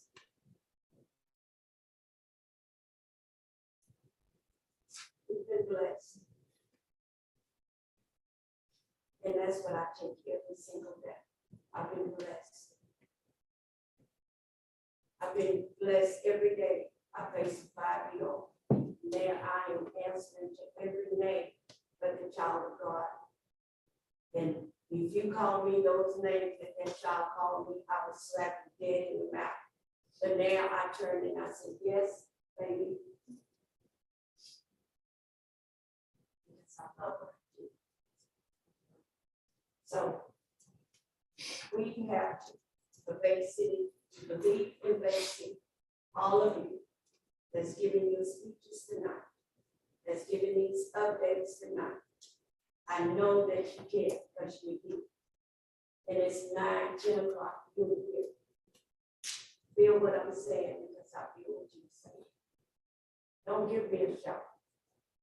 You put on a show for these that's not in that classroom. But don't give me a show. Tell me the truth. Tell me where I can help you as a school board. tell me, because that's where I am. It's coming, what can I do? Because I am worried about you. Tell me, actually, I'm worried about you. Yes, I am. Tell me, what can I do to help you? Help those babies. Help them see the best. So every teacher will feel safe, for every child will feel safe, for every parent that dropped their kids off every single day will say, my child is safe. What can we do? But that's the attitude that we have to go into school with every single day, if we say that we are okay. So the updates that you do, let them be genuine. I don't want to shock. I don't want something on the paper, just a little bit. As did tonight, you are passionate. I feel it in your heart. I feel where you're going. I know where you're going. Miss Collins, I got you, girl. I feel it. So let's work this thing together and understand that every child is worth it. Every child. And I think, and my fellow people gonna say I always pull my race card. Yes, I do. I'm gonna ask you this and be honest. Do you think it's a code diversity problem with some of these physical problems that we see? I'm asking. Be honest. You're not gonna hurt my feelings. I am a tough cookie. Answer. Yes and no. So Dr. Scott can say, be political correct. I'm not gonna say that. Let me jump in. The answer is yes. Yes. The answer is yes. It's not necessarily just about, it's inclusive of readiness, but it's not just about that. Right now. So here's, and I was gonna let you all finish, but shame on me as a superintendent, because I'm sitting here listening to the principals and the team, and 90% of what I feel right now is us being reactive. We're trying to react to kids who are misbehaving. We're trying to react to this disciplinary issue. Very little has been said about being proactive and addressing some of the things that we're actually should be focusing on. How do we front load outside of Jerry with the view and brains? How are we front loading teaching our students how to behave? I keep hearing punishment, which that should never be used in the school system. Consequences, absolutely. But we're not here to punish kids. We're here to give them consequences and to change their behaviors. But that in itself is still reactive. What are we doing to teach kids how to behave? What are we doing to prepare our teachers who have gaps and who don't have a solid understanding of the kids who are sitting in front of them today? Because this population in the school district has changed. Guess what? We're having school in the school district outside of technology just like we did 100 years ago. Nothing has evolved about the way that we're having school. But yet kids are evolving. Kids are changing. Society is changing. We have to start listening and start focusing on the front end. And that's like that. Shame on me. Because I hear you all trying your best in the schools to respond to the issue that you actually have. But have we actually had a conversation about what are the preventive measures that we can put in place? Even the MTS said you're managing the behavior. What are we putting in place as a school system? Because we know our kids are consistently coming to school with these behaviors, these concerns, these needs, these wraparound services that we don't have. What are we doing differently? And I'm not posing that to you all. I'm posing that to myself. So if you ask me, what do we need? If in fact the administration comes to you all and say, here's some ideas we actually have to teach our kids how to behave, I need your support. I need your support to start having a difficult conversation as to what does it look like to teach a kid who's living in poverty. Reality is not going to sit up here and say, that's not our kids, that's not their right. No one sitting at this table, your kid is living in poverty. But 75–80% of our kids in the school district qualify for early lunch. So we have to do something different. Yes, we want the same level of expectation and education program that we would for our kids. But how are we ensuring that we're giving those things to kids who have different opportunities or different situations that cross our thresholds of our schools every single day. I'll end up with it.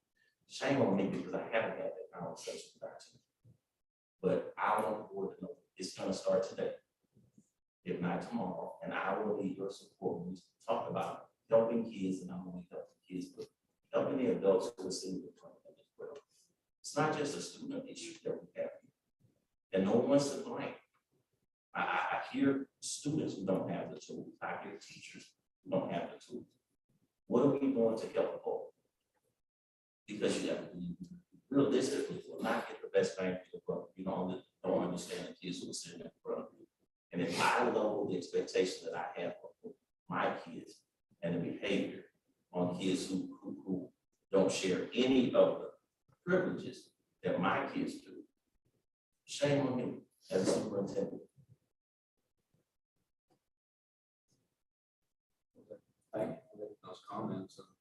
You know, this discipline problem has been here for a couple of years. This isn't something that any of us created, but all of us recognize that, hey, we need to start having these conversations. And so while it is reactive, that's just the first thing we can do. But being proactive, I think, is what we're all trying to say, you know, in different languages, trying to say, let's be proactive about this. And so I don't see why this item should be on the agenda a few times a year, not as a reactive thing, not as a, hey, what did you do when you said you were going to do it, but let's just throw it on the agenda and talk about it. What are some of the positive things that we've done, and what are some of the things coming up? It doesn't have to be a negative thing every time we put this on the agenda. It has to be a positive thing.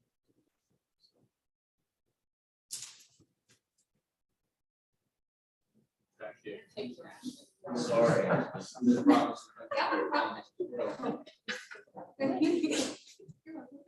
Get ready for this. All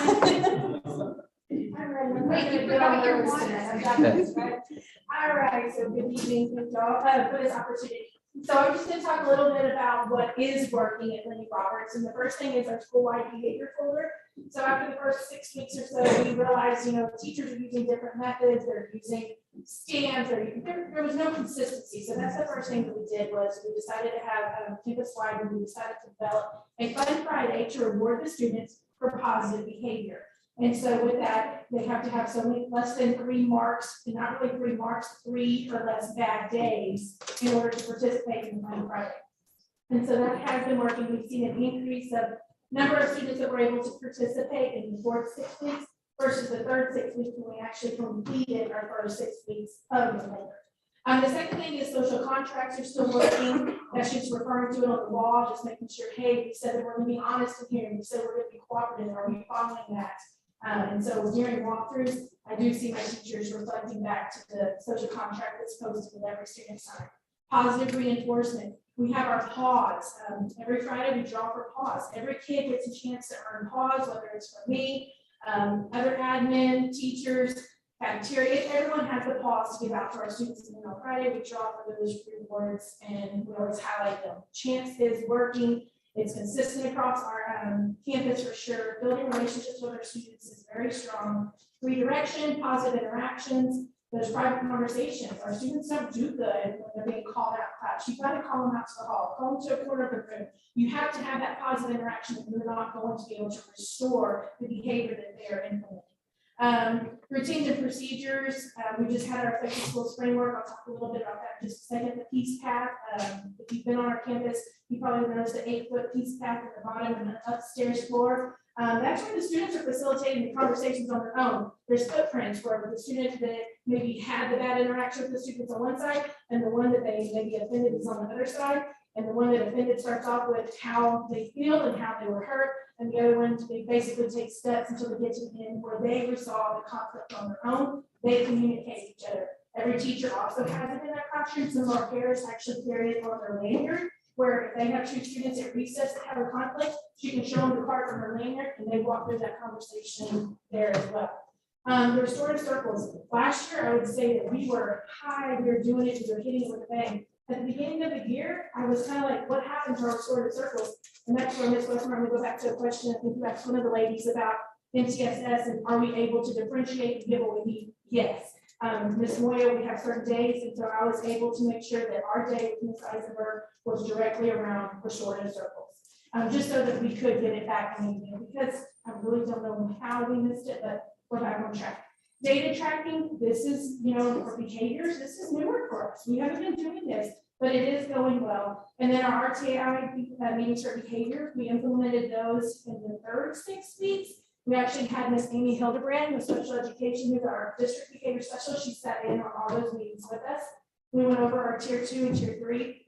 Really and truly, when looking at our behaviors, the majority of our students are tier 2. Most of our students don't do it on a consecutive basis, which would make them a tier 3 student. So we went through and talked about each one. Before that RTI meeting, we have already had several different conversations with parents. We make them come to the school, we let them go to the classroom, we let them watch their students, just so they can see, because a lot of times the first thing is they don't do this at home. And so we like for them to come see in the school setting so they can see we're trying everything, but it is happening here at Roberts. So I'm going to refer back to a few different things real quick before I go on to my next slide. So I did ask my teachers a few questions, and one of them was, have you seen an increase in behavior problems from students other than those previously identified in tier 2 or tier 3? And they said, no, they haven't seen an increase in behaviors.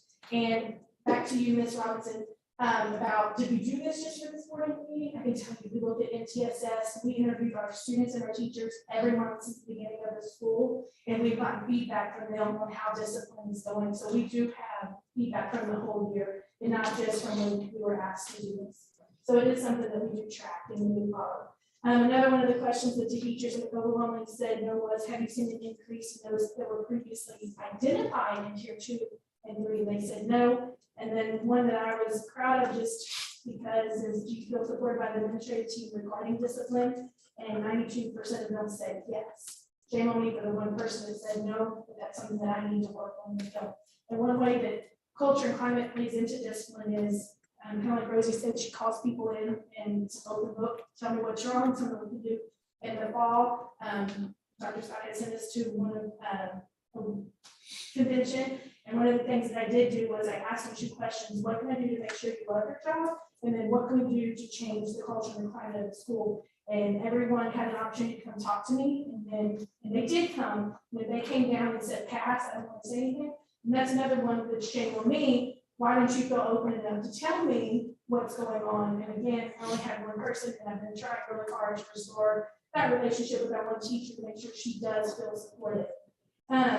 And we did have our effective schools framework and Region 3 come in, and our culture and climate, they said it's working. They said that they actually, our TIL coach was part of that. They went in and saw one of the teachers from the beginning of the year that they did a walkthrough on and said, that's not the same teacher that we saw back in September. I was like, no, that is the same teacher. She now wants to come back and video that teacher because she can use what that teacher did in other districts to help them as well. So kudos to that. But then there's always areas that we need to definitely improve and grow. So some of those are continuing their restorative practice, continue with our school-wide expectations. All of our students know those expectations, and they start at Cherry and they build to the high school. So there's no reason when our second graders transfer to teen homes, they don't know what those expectations are. Ways for parents to kind of better support. That's something that we're always working on. I'm going to talk a little bit in just a second. But incentives for students when admin does walkthroughs and good behaviors, that's just sometimes we come back with a chip party, sometimes we come back. If we come in and those students are all one task, and this teacher is an accomplished teacher because of the lesson that we witnessed, because of what the students are doing, we like to reward them because they're definitely doing something that was expected, and kids just thrive when they get prizes. We know that, especially first and second grade. Areas that we need to improve is definitely the different interventions. The data tracking, while I said we are doing good at it, there's a lot of it. Sometimes, teachers get overwhelmed because we want them to track a whole day, but right now we just need to start with little components, like maybe from 8 to 9 o'clock. How many times did that student get up out of their desk wanting to leave the room? Or 9 to 10, so that we can figure out what is the antecedent of their behavior. So we're doing good with that. As far as parent support, I've been working with John Robinson. He's the director of education and youth from the urban Houston area. He wants to come down, and something that I'm proud of, he wants to start with our little kids, and he wants to talk to the parents about how important college is. He wants to bring in some different strategies, resources from Houston that he wants to implement here. So we're waiting for the weather to get better because we like for it to be outside. And we do want to partner with Cherry so that we can start with our pre-KK and build up to first and second. So we're very, very excited to work with him. We tried to do it, and then COVID shut us down, so we're bringing that back.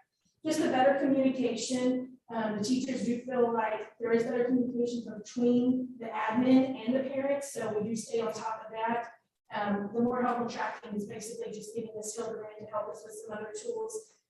They've implemented, there's some apps that they can use on their teachers can use, or they can just do tally marks on their phone really quickly, so they don't have to stop their lesson. We have good, honest data. And just one of the other things is less transitions. Right now, we are still, kids transition for intervention and transition, for their special something. One thing we did do with intervention is we're not transitioning as much. We're staying on whichever floor we're on, and it's just helping cut back the time for that. But our NTSS team, they're doing interviews every month. They interview teachers and they interview students, and then we also let our staff know how those interviews go. And just so you know, all this kind of came from not just the faculty, but we had it as a faculty meeting. The faculty did take the survey, but it was an honest survey where they had to put their name on it, because I tell them, we can't hide behind our problems. We have to be open and honest, and that's the only way that we can grow. And so every single one of them completed it. Our NTSS team looked at this, our ILT team has looked at this, and then definitely when we have our second site-based decision-making meeting with our parents, community members, stakeholders, we will also review at that time.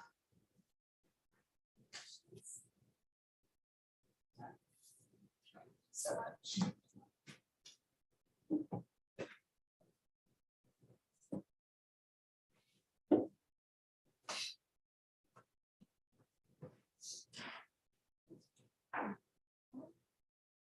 Okay, so we've been trying to keep it short and sweet. I think a lot of the things have been shared by the other administrators are things that we're experiencing at Terry Elementary also.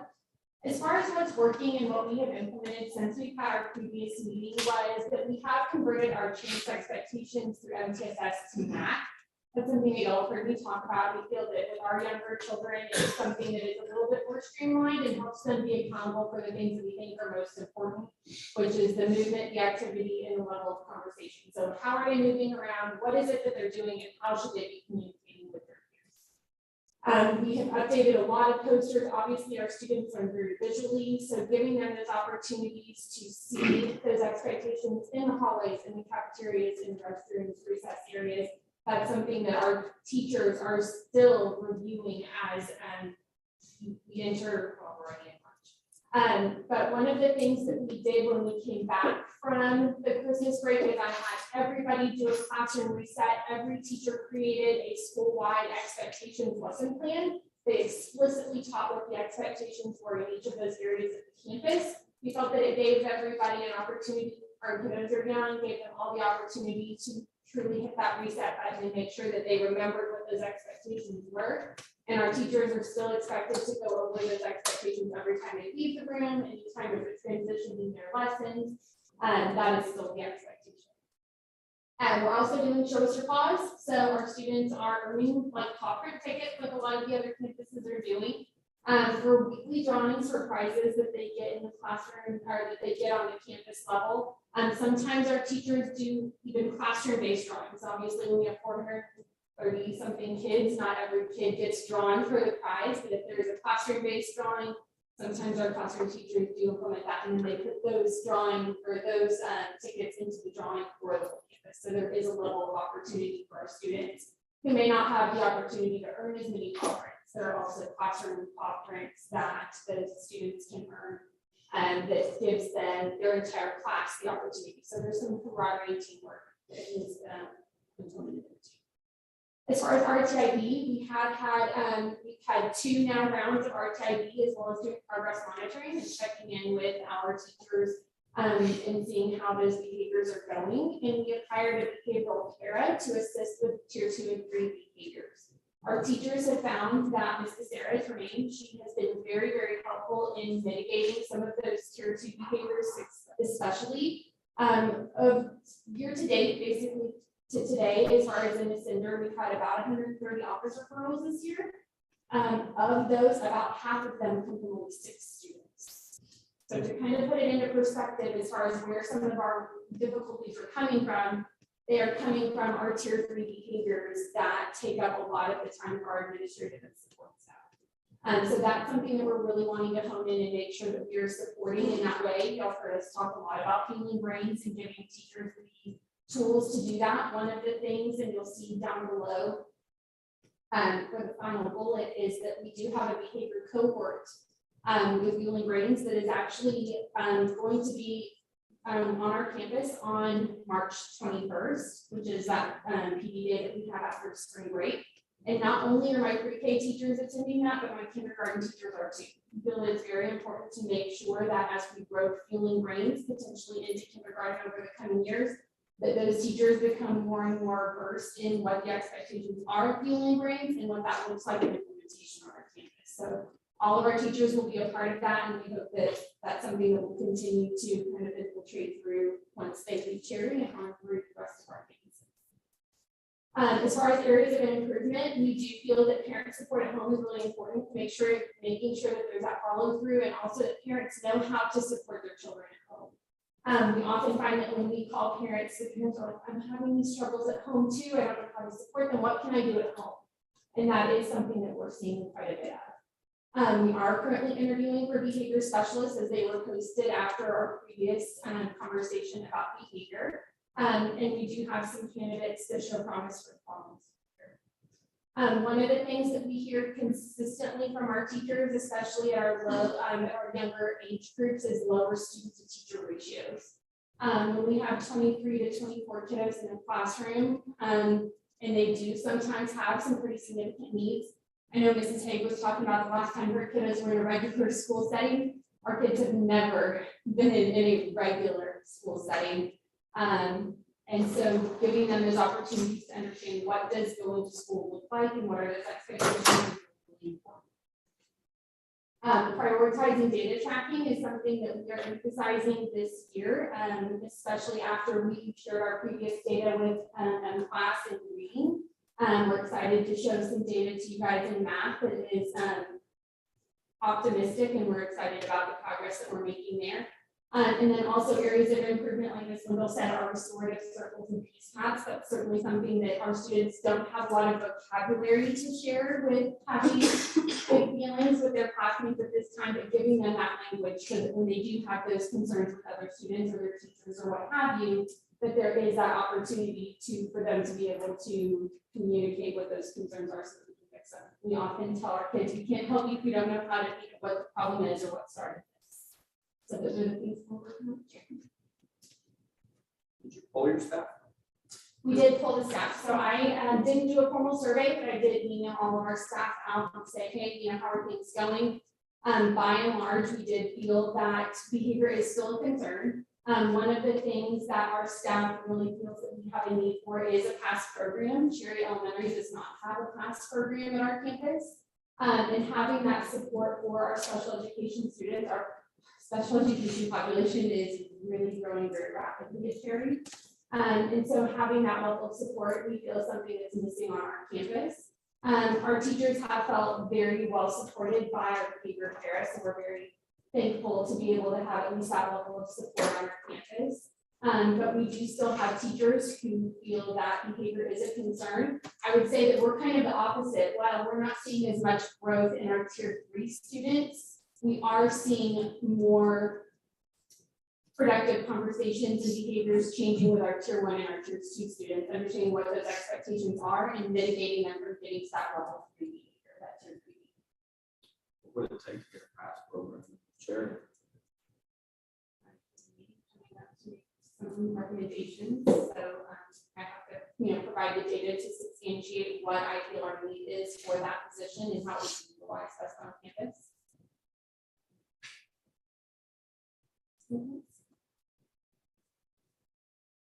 Last couple of presenters talked about are we making that easy for them to do, like, is there, I don't even know if it's possible, right? But is there like a software where they can just like hit a button or touch, I think, well, I mean, we definitely have the ability from a teacher's perspective to data track. I think when we're talking about data tracking, it's, or at least I will say from my perspective, it's having our students have the accountability of their data. So one of the things that we talked about is for example, for our kindergartners, I may not be able to count to 100, but here is my little race car on a racetrack, and I'm at level, I can count to 20.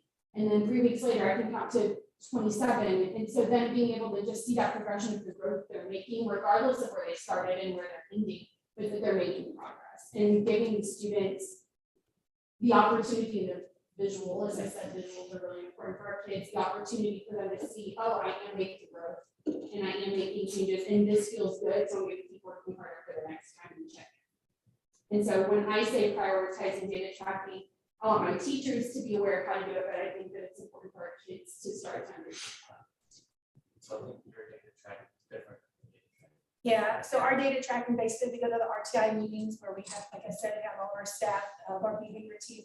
And so we come up with goals for our students. So let's say Mr. West is not going to walk out of his class more than 5 times in a school day. And so we track how many times you walked out of your class, and then we look at that at the next meeting. So luckily, we were able to meet this a couple weeks ago and be able to track that and be able to say that we did have less instances. So now we changed our goal to less frequency. So our ultimate goal is definitely down to 0, but instead of 5, now we've gone down to 2. So our data tracking is specific for each child.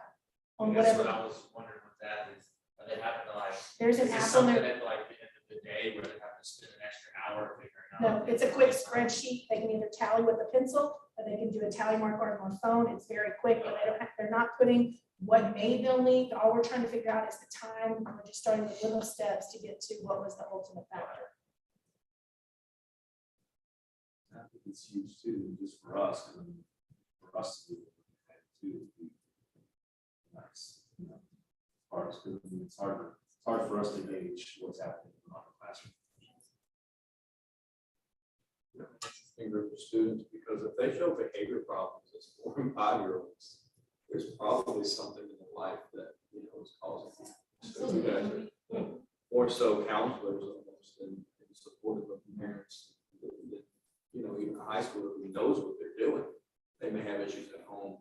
They know what they're doing. And that's a lot of what we're doing, and it takes a lot more time too, because you have to get to, okay, you don't have to communicate the levels of communication to be able to say, I'm upset because of X, Y, or Z. And so it's a lot of, well, are you feeling this way, or is this bothering me, or is this bothering me? One of the things that our counselor recently did is she created this continuum, and it goes from green to red, and she colored it, and it has these faces. It's kind of like when you go to the doctor and you have some sort of surgery, on a scale of 1 to 10, what's your level of pain? Like one of those types of things. And then she had different pictures, and they were things like the cafeteria, or specials, or being at home, or even particularly mom or dad, or certain family members. And the students got to kind of prioritize on this continuum how these different things made them feel using the faces that were on the chart. And it was really eye-opening what some of the students, it helped her to get a lens into what some of their triggers are, for example, to be able to say, okay, well, this is why this student may have issues in the cafeteria, or, when they come in first thing in the morning, or what have you. So using those kinds of tools requires us to get a little creative to make sure that we're I think that right there is a perfect example of what Dr. Scott said, and being proactive.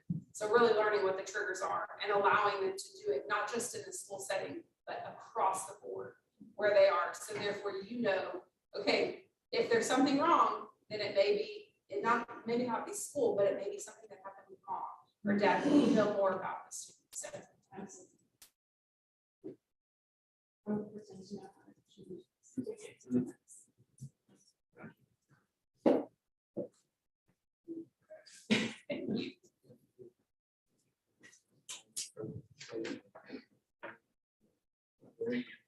Other comments or questions?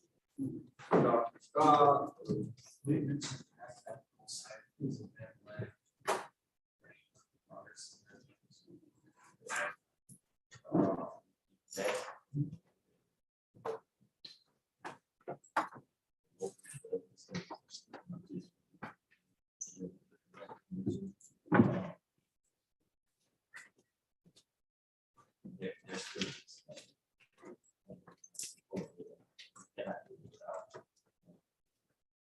Can I put out probation policy section?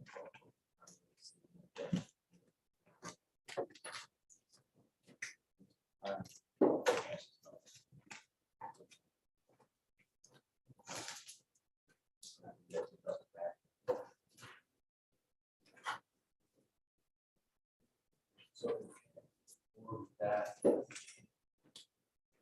So next step. Figuring out a solution for the kids that need a little extra incentive, motivation, or whatever. Honestly, what you got in policy right now is suspension of the in expulsion.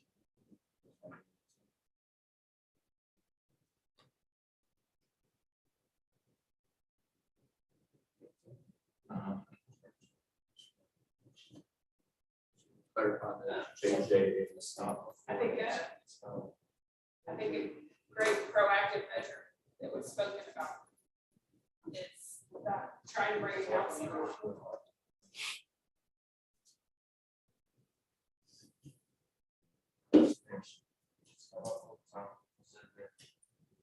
learn a lot. Never thought.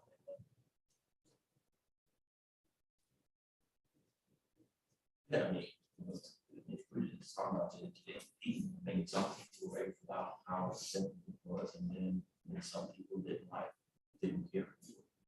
The actual data that showed that if it worked, I don't have what's superintendent here. And have people sitting in political seats who have a different perspective on how to actually address behaviors.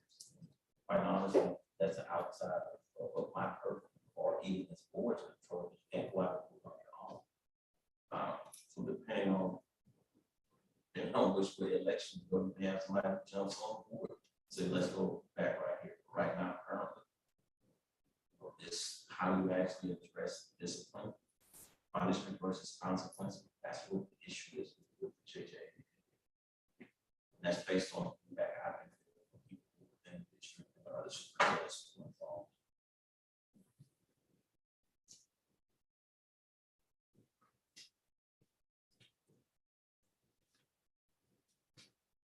Any other questions or comments on discipline update?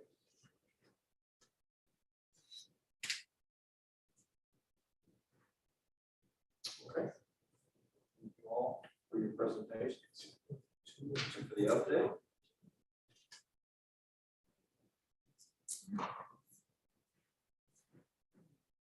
Tony, we're gonna take a recess. Tony, we're gonna take a 2-minute break. Okay. And then we'll move on to 6 more.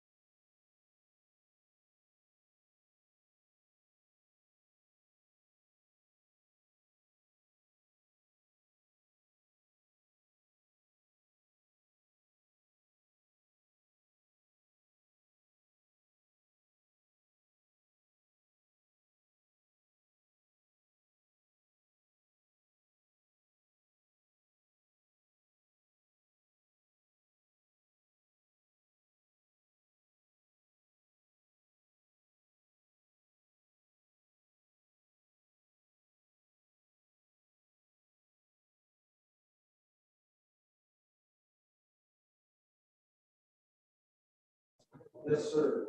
Welcome back. How are you? I'm doing really well. Glad to be here. Now, before we begin the presentations, last month, Trent asked a question. He asked for the student outcome portion of the meeting, that we're timing and trying to improve our time spent on percent time spent. How does public comments count? And I did not give him a very good answer. It wasn't a complete answer. So really the proper answer is attendance. There's 3 different ways that you count. I call CPA to get clarification on that, because it bothered me ever since. So public comments that are concerned with some matter that's on the agenda, then that time gets excluded, because that's considered a legally required activity.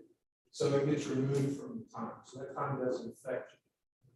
Then there's the public comments that are not on the, about an item that's not on the, those do count into the total minutes. And then there's public comments that might be related to one of your goals or your goal progress measures. Those then would be minutes added to the student outcome portion. So what I did is I went back into November. We didn't have a meeting in December. I went to January and then I went to February and I recalculated the time because I have notes on all those. And so I made a change on February. You originally, I thought you had 182 minutes, but it took it down to 176 minutes.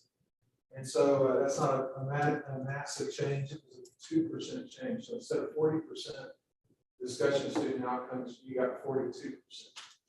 It made a bigger difference in January though, because it puts you at 50.7. Are we paying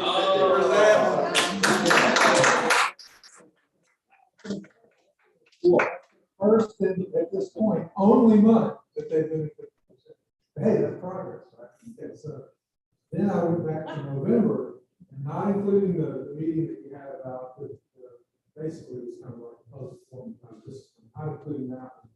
You were at, with the adjustment that was made, you're at 49.4. Oh, that's really. So, I hate to tell you, but looking at tonight, like probably not getting, but I did think that Ms. Moya's presentation, had I known she was going to do that, I would have had to put it in the Lone Star governance portion. So I'm going to count that time for this because that had a direct bearing on your, I got the agenda over there. We had a direct bearing on your goals and your goal progress. I thought, I don't know about you guys, I was impressed with that. That was some really good reports, and it shows a trend over several years, a really positive trend, upward trend in student outcomes. You know, the biggest room in the house is room for improvement. That's what Lone Star governance is all about. But I mean, when you're seeing that kind of a trend, that's positive. I think that's something that you can really celebrate. So when we look at tonight, what we're going to be considering is goals, goal 2, and that's 2.1, 2.2, 2.3, goal 4, and goal 5. But before we get into that, I thought we would look at the superintendent constraint progress measure, because there's one of them that I think really has a bearing on some of the results that you can see. And if you look at superintendent constraint progress measure 2.1, it's the attendance rate. Attendance since our last meeting was 89.27. You know, the cause of that, of course, is COVID. And I can tell you that that's probably that's like the best attendance rate I've seen in the region for that same period of time. One of the districts I worked with had 83% during that same period. One of them had 87%, and you guys have nearly 90%. So it's not where you want it. You want to be at 96, 97%. That's what we're all struggling for. That could, I think it's going to impact some of the results that you see. The other thing is the superintendent constraint progress measure 3.1. The superintendent will be visible and involved in each campus 4 times each month. And so what was reported to me is that he was on each campus 2 times per week during the month of February, which was clearly, so I think that's where he set his goal. That's what he's reaching out for. And so that takes us to our presentations, and we're going to begin with Ms. Phoenix, and she's going to be looking with us at goal progress measure 2.1. And remember, our goal is to increase the percent of third grade students that score meets grade level or above on STAR math from 22 to 54% by August 2024. And with this particular GPM, we're doing a progress measure on the percentage of students, kinder students, that score meets grade level or above on in-class math assessments, and trying to increase those from 8% to 28%. So, yeah.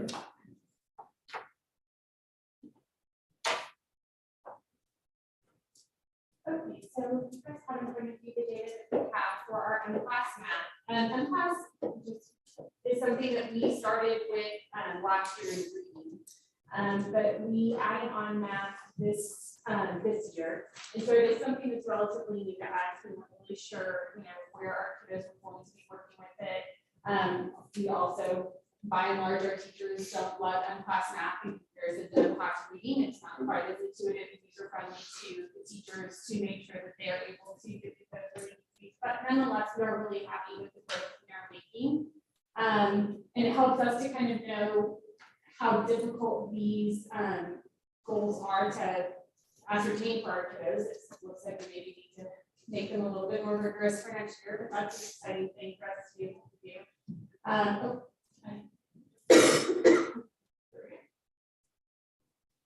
So we are really excited to be able to say that all of our students increased from 8% to 23%. I'm very, very proud of our special education population going from 0 to 14%. I think a lot of that has to do with our kindergarten special education classroom. Most of our kiddos are in a self-contained, general education STEM mixed population. So our teacher is a general education teacher with a special education degree also. And she is a wonderful teacher. She has done really fantastic things with our kiddos. It is really holding them to a very high level of expectation, as well as giving them the exposure of some really positive role models for what the other students in their classrooms are able to achieve. And so it is my goal. I've said many times to our staff, there's no time like right now at Cherry, I say right now, where we are at Cherry, our pre-K and kindergartners, that our special education students are most like their peers. Because the gap is the smallest. Those students are still so young and they have a whole lot to still grow and develop into. And so I think that providing an atmosphere and an environment for our children are exposed to working with others that have a variety of abilities is really, really important. And I think that that's a lot of the growth that we expect is that why we see some of that growth in our special education numbers. So that's where we are for right now. I think that it's exciting to kind of see where we will end up at the end of the year to see if that's a goal that will change. I know part of the conversation we had in February when we were talking about our reading goals, that there's a skew between the data, what that growth expectation is between the beginning and middle of year and middle and end of year. And that's something that we don't know how they will achieve by the time they get to May. So that's something that we're hopeful we will continue to have this level of progress through the end of May, but we're excited about the progress.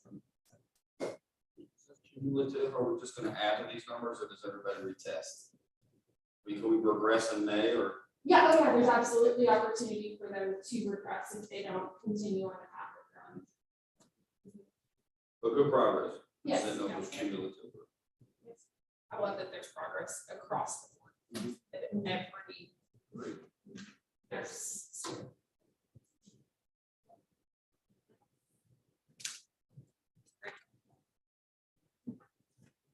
You're welcome. Okay, so looks like I made a mistake on these next two slides. You're going to see I cut off the header, so I'm sorry about that. But they're all the same as the previous slide. So Marissa's going to help us now with 2.2, which is the percentage of first grade students who score meets grade level or level in class. And then also we're going to look at second grade students in 2.3. All right, so he doesn't have it on there. I did bring my own notes so that I can kind of brag to things. So as you can see, for our first grade math, Our score is to get to 33% by the time we do test in April and May. So we did go from 8 to 19% overall.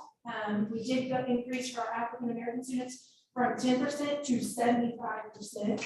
We did increase our Hispanics from 5 to 15%. We did increase our white students from 18 to 36%. Our economic disadvantage from 5 to 19. Our special ed went from 0 to 9. Our EL students, we did have a decrease. We were at 5% and did go to 0. So overall, our first grade team is really rocking it. I will say that between first and second grade team, our first grade team, they just have that background of stations and doing all the different small group. So that's something we're going to talk about just a second when we get to second grade. But any questions about first grade? Was there that African American students was amazing. Like, what did we do there? Copy across the board. It's just still building those relationships, bringing back the circles, I think also helps. Like I said, we finally got a staff going, and there's so many things that while we are reactive, there are also some proactive things that we're doing to help as well.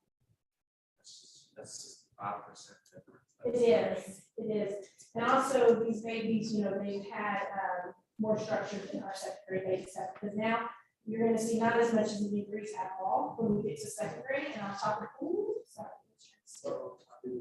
okay, so in this one, we only had 1%, and I'm going to talk a little bit about that in just a second. But we did for all went only from 8 to 9, for our African Americans 2 to 0, our Hispanic 8 to 12, whites 12 to 9, we had a decrease there again. Our economic disadvantage only had a 2% increase, and then we also declined in our ELs. The one thing about in class that you have to understand is the student cannot get meets if they have any category over. So they wanted this, so we have different things like the number facts, we have things like the adding on the computation, and then also the quantity discrimination. So if they miss the target on any one of those, even by 1 point, it sets them back. So they could have 6 green and 1 yellow, and we missed the bar on that. So that's something that we have to really focus on this time. So this is our first year within class. We have been so focused on CBAs. The first semester, we're taking our CBAs over all of our units. We're going back, we're reteaching those. Whereas we get to the middle of the year and we're looking at this data, and we haven't been doing our progress monitoring. We've been doing our progress monitoring, but we haven't been having the true reflection overall, because while we were working on number facts as our progress monitoring, and they exceeded in that, we fell back in another category that we weren't focused on. So what we're doing differently since the middle of the year is definitely the small group intervention and tutorials are focused on in-class and not CBAs anymore. So we had to redo our thinking. Just have a question. Oh, sorry. And so we're focused more on in-class. So next year, we're going to have to just, where we like our CPAs, we utilize that for reteaching because that's what builds upon each other in 6 weeks. But we also have to build on the basic facts and everything. And the number, when they're adding on and finding number patterns, it's not just like 19, an underline, and 21 was the missing number. No, they're having to add to it. They might be adding 4 to each one. They might be adding 7 to each one. It's not just a number identification of what's missing. They're having to find what the adding is to each one. So it is something they're having to really work on. Also, they've never been given number facts. It's kind of like I'm used to do the mad minutes and everything, but we've been doing those for a long time. So now it's similar to that. So what the teachers are doing to help with that is the beginning of their lessons, they're going back to 1 minute, quick checks on the different number facts and the different missing numbers to help build with that. Also, our student data folders are targeted now to all the in-class skills instead of just one that they were working on for progress monitoring. So now we're looking at everything. Now that we know that if we don't hit it in one, we're going to get bumped back and not be able to progress as much as we did in first grade. So that was my question. So on this assessment, what did it assess? It had number identification where they had 1 minute to identify so many numbers. It had the missing number component, and it had quantity discrimination. Something else that I missed. But again, it's certain things that we weren't focused on in our small group because we were looking at our CBA data. All right, so here's the other question. So the kid may not have gotten it in a previous previous assessment. So what does this show? So this is showing us that, so we've only had the two different, so it's just that for the middle of the year one, this is showing that they didn't have all the components that they didn't. I mean, when we looked at our data and actually digged into it, most of them were listed by one category. So if they would have had that one category, then we would have a much higher percentage. So again, now we're focused for the end of the year, and so we should see it. So was that category tested on here or was it tested previously? It was tested previously, but then we didn't know how well they improved until this point. What I'm trying to see, it's scaffolding. It is. It's actually getting harder. No, we have different ones that we use for progress monitoring. Every 2 weeks when we progress monitor, it's getting harder and harder. Yeah, but is your assessment testing the same thing? Because you already found a solution. Right. You said you're gonna do that through your. Yes, it gets harder. Just like it's from beginning to middle, yes, sir. Yes, just like on the reading we talked about last month. It jumps so exponentially from beginning to middle, and then the goal from middle to the end of the year is not weird, it's in depth, but it's still progressive. Okay. Sorry. Is the in-class, like, goals that they have, is that what they're so excited about, they had on all their posters? Yes. Right. The majority of them, yes, Yeah. that is. And again, what we were using before for our assessment, we'll all agree, it was so influx, it's like when we tested at the beginning of the year, it said that they were already on grade level. So we just did not care for the star renaissance because it just wasn't giving us a true accurate. So while this data might not be what we want it to be, it's actually true, it's real, and we can reflect and grow from it. And that's what I hear you saying, is that you've looked at it, you've analyzed it, and now you're being able to shift and turn. Yes. So you're learning from it, and I think that's the biggest thing at this point, is we've started something new, and it's not working in the way that we're doing it, so we have to shift. Absolutely. And it's in every student's data folder, it's in the teacher's wall, it's in our PLT, we're gonna post it on the walls as well. That's one feedback that the ESF did give me, was having more of a better data wall, and so something that I already got my wheels turning is like in our lounge. We plan on making a data wall in there, and so I've already got pocket charts and everything in my cart to order, so that we're going to bring this up. And so I've been doing a lot of different research and things, and that was one of the points they told me that we could grow. Well, good job for taking it, starting and growing. Does the in-class match up with, like, where, because does it feed into STAR later on? Yes.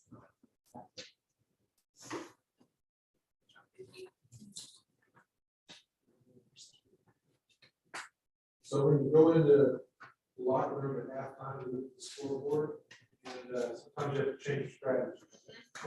So it's a good catch. Very good, good report.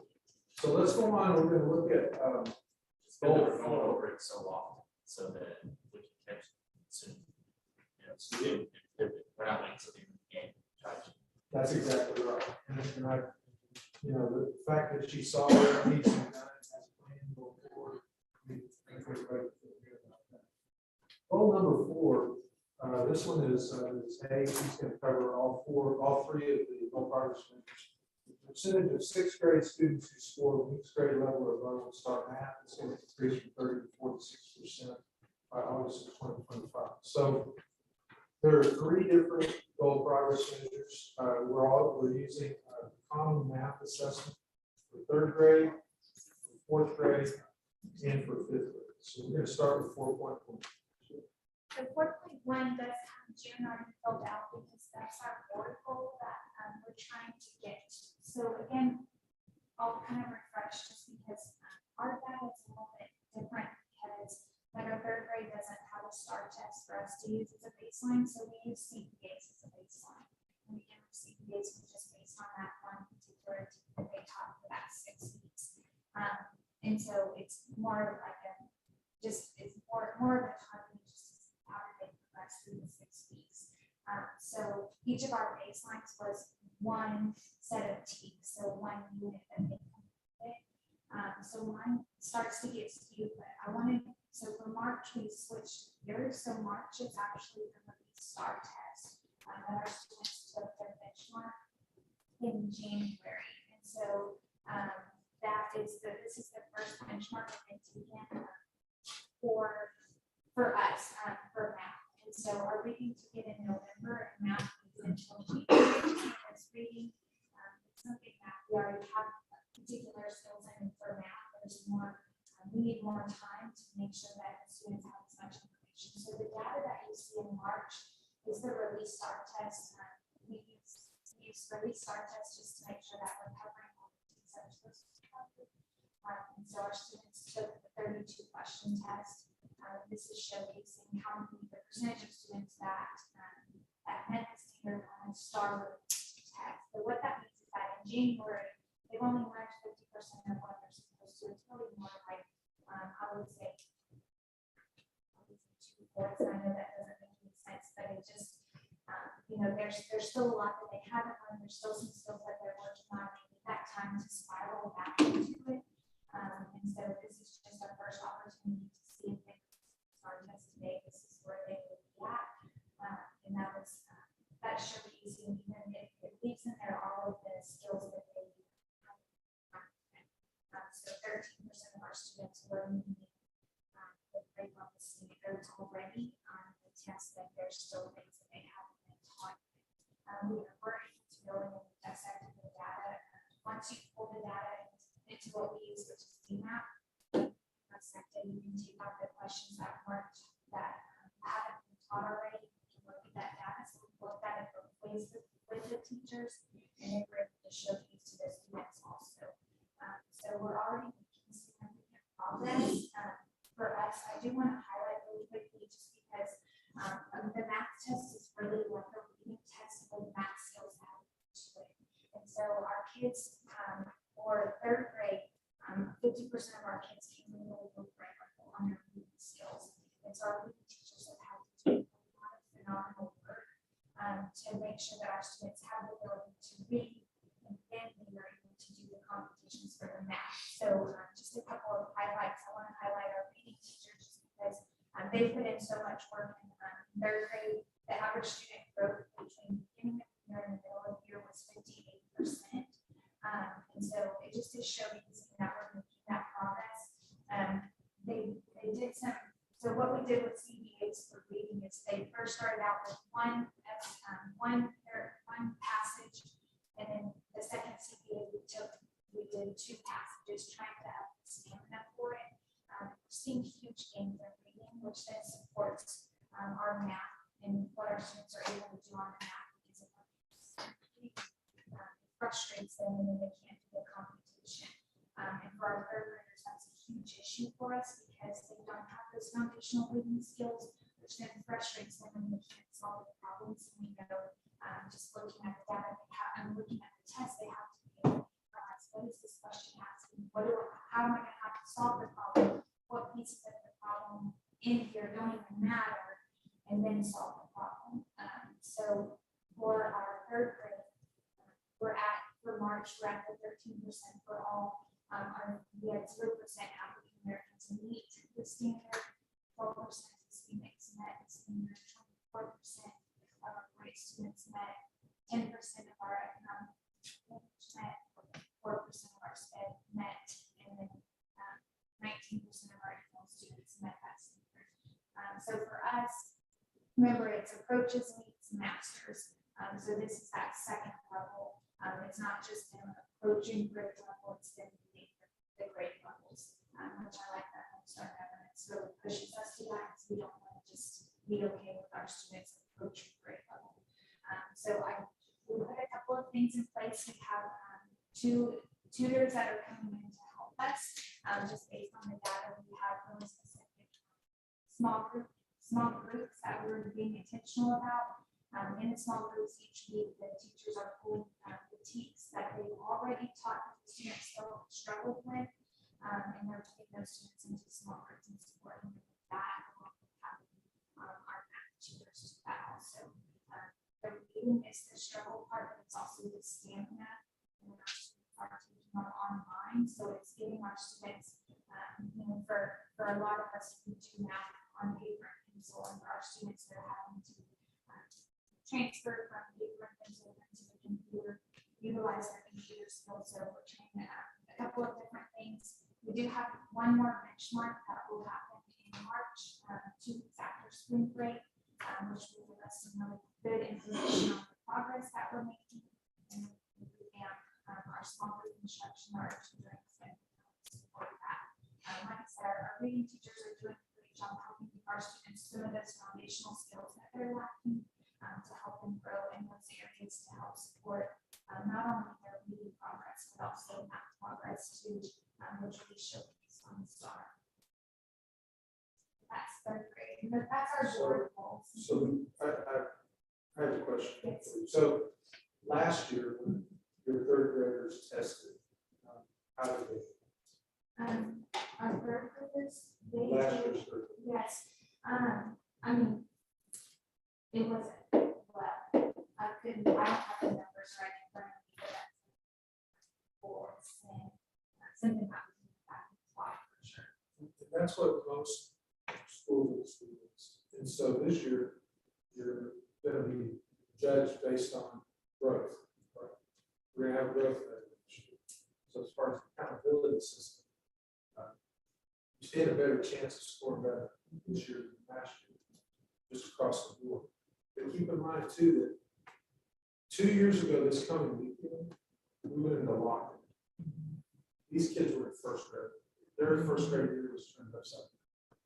So they really haven't had, I mean, this group, this particular group of kids, this third grade group, to me, they're the ones that are just feel the worst. They just miss those foundational skills that I love presenting after Ms. Wimble and Ms. Penix because they're doing such great work for our kids in that foundational work. And just knowing that this group of students missed 2 years of that person's second grade. And the teachers are making sure that they're trying to fill in those gaps that the students have to support them. One of the things I will highlight is that Leap Forward has a calculator. What the growth looks like. And so we've been playing around with that just to keep our teachers motivated that their work is coming together. It's going to show that growth. And so we play around with it, the first CPA and then the second CPA, and put it into the growth calculator. And so it showed like a 71% growth. So we put in that C and we're having conversations around, we're already seeing that progress. The fruits of your labor are there. And this is what we're going to do to keep this standing out to help support this thing of our students. So we're kind of just giving them that, okay, we're making that progress, even though it feels so heavy because 50% of our kids came in below grade level, not to anybody's fault, but it's just the reality of where we are for these kids. And I think the hard part for us is that the teachers know that there's foundational work that needs to be done. We're testing and we're testing and we're testing. We're just trying to make sure we're getting those foundational skills in, but also staying on grade level so that we're not just approaching, we're meeting, we're mastering it. There's so many kids that are on such various needs and levels in those classes, and so meeting the needs of those various levels. They've done a great job of coming up with some new ways to meet those needs. Each assessment will take is an end of year assessment. Right. So the one that we took in October was for May, and the one in January was May, the one we just took in May. So it was out of there. So I feel come in and say like, oh, I got B's, but that's really good. I'm like, how is that possible? There we go, but and so that makes sense. So if we took that rationale to the scores that we do have, then you're saying our percentages would be like a lot higher. So you're saying we're on track, right? Right. That's how we feel. We still have big gaps that we're trying to fill, and that's why we have that extra support with the tutors and trying to do smarter instruction. But for any of our kids to meet city standards on an end of the year test already in January, I feel like that is cause to celebrate. But we only have 13% meeting the same. I love You think it. the test in January, because I know even standardized tests have a pool of questions. So do you think why our numbers were like the EL students, they went from 20 to 49 and back to 20. So was that sample test that we used in January, we're kind of high across the board. That might have been like an easier sample of questions or. So for that, it's the teeth that we work on. So first unit was place value, the second unit was addition, subtraction, word problems. They improved it on addition, subtraction, of word problems, and then they didn't do so well on place value. So we're comparing apples to oranges there, and now in between March and June, those are both East Star and East. So that's why those first two numbers are hard, because like our baseline, that baseline is set on place value only. It didn't have fractions. Like those kind of things, where our March test had place value, fractions, addition, subtraction, multiplication, and everything that they're supposed to know. For our baseline and our January test just had, it would just be that unit and that students didn't do well on that first cycle back. So that's why my data is hard, especially for this group, because it is our CPA data that you see at first, and that's what we set the goals for. That's something that will need to be revisited next year, how we can showcase the data better to the school board, so that it makes more sense, not kind of all over the place. Right. CPAs and benchmarks. Yeah. Are able to present that. Kind of, it gets iffy here, but then coming back in June, being able to showcase the growth from this first benchmark to start test and growth that can just based on the intentionality that the teachers are doing. There's still a lot of gaps to cover. Well, even whenever we look at it next year, that October test is gonna be over the same units, right? That's So we correct. at least compare, how are we doing here? That's very cool. Sorry. Yeah, click right, and you can see it. So 4.2, again, the same thing. It's just, the data is just different here. And so these are kids that last year was their first year taking the STAR test, so they're now in fourth grade. For fourth grade, we did have, our scores were all over the place in fourth grade, and I love that Marissa talked about effective schools right now, so ESF. In our fourth grade, we had one group of students that they scored 71% were at approach. So that means 71% of kids in that class passed. And then we had one classroom where it was 10% of the students passed. So you can imagine that shock of, okay, we need some really targeted instruction, targeted support. So Dr. Scott said, yes, when I asked what I needed, and we got it in place as quickly as possible. And I love, someone asked about our after-school tutoring, how we see the mentorships. We're tracking that data. Ms. Boudry, our instructional coach for technology, she created a sheet for us that we're able to track the data of the students that we're working with, and just being able to have those students in the small groups, we've seen huge growth already. So thank you for asking that question. Ms. Boudry created that on her own, and it's been great to see. But here are students, so this group of students, we were able to kind of compare, and I wish I had more data to show y'all. It's something that I'd like to bring back when we come to June. We looked at these students and how they scored last year on their math test, and this is very indicative of how they scored last year in third grade.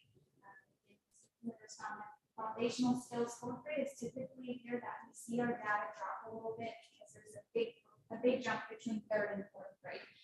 There's a lot of exponents and fractions and all the fun things. I even learned about stem and weak plots. I was in an observation last week, and I was trying to focus on the observations. I was learning about stem and weak plots. And so for here, we have a really targeted mentor that is supporting a specific teacher just to help support some of the student needs that we see in that classroom. And then also with effective schools framework, they ask for more alignment. Our reading teachers do a great job of being aligned to how they're teaching students, what that looks like. Where math and science teachers, we like to do our own thing, our way is best. And I'm saying that because I am a math person. And so we're just trying to figure out how can we become more aligned to showcase the best practices and make sure that those best practices are happening across the board. It's where our PLT is going to focus on, and we've even talked about having teachers say, well, I'm really good at teaching place value, and having those students that need place value support go to that teacher's classroom for a certain amount of time when we get into kind of the later areas after this next benchmark. So some big discussions will happen after we have our benchmark at the end of March. But for this one, we will see a lot of growth in this area. Again, targeted instruction with small group support, and that's teachers, small group support, but also our mentor too.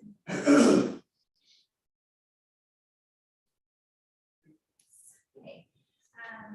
We are really excited. Our 4.3 are fifth graders. They are a huge hardworking group of students. I'll be sad to send them over to Rosie, but I made a promise to Rosie that we wouldn't put her in the position that she was in this past year, just because House Bill 45 just came at such a terrible time. Rosie having to make all of that up. That was my goal, was to make sure that our students have what they needed so that they could just build on the foundations that we laid at children's homes and not have to have that additional needed interventions.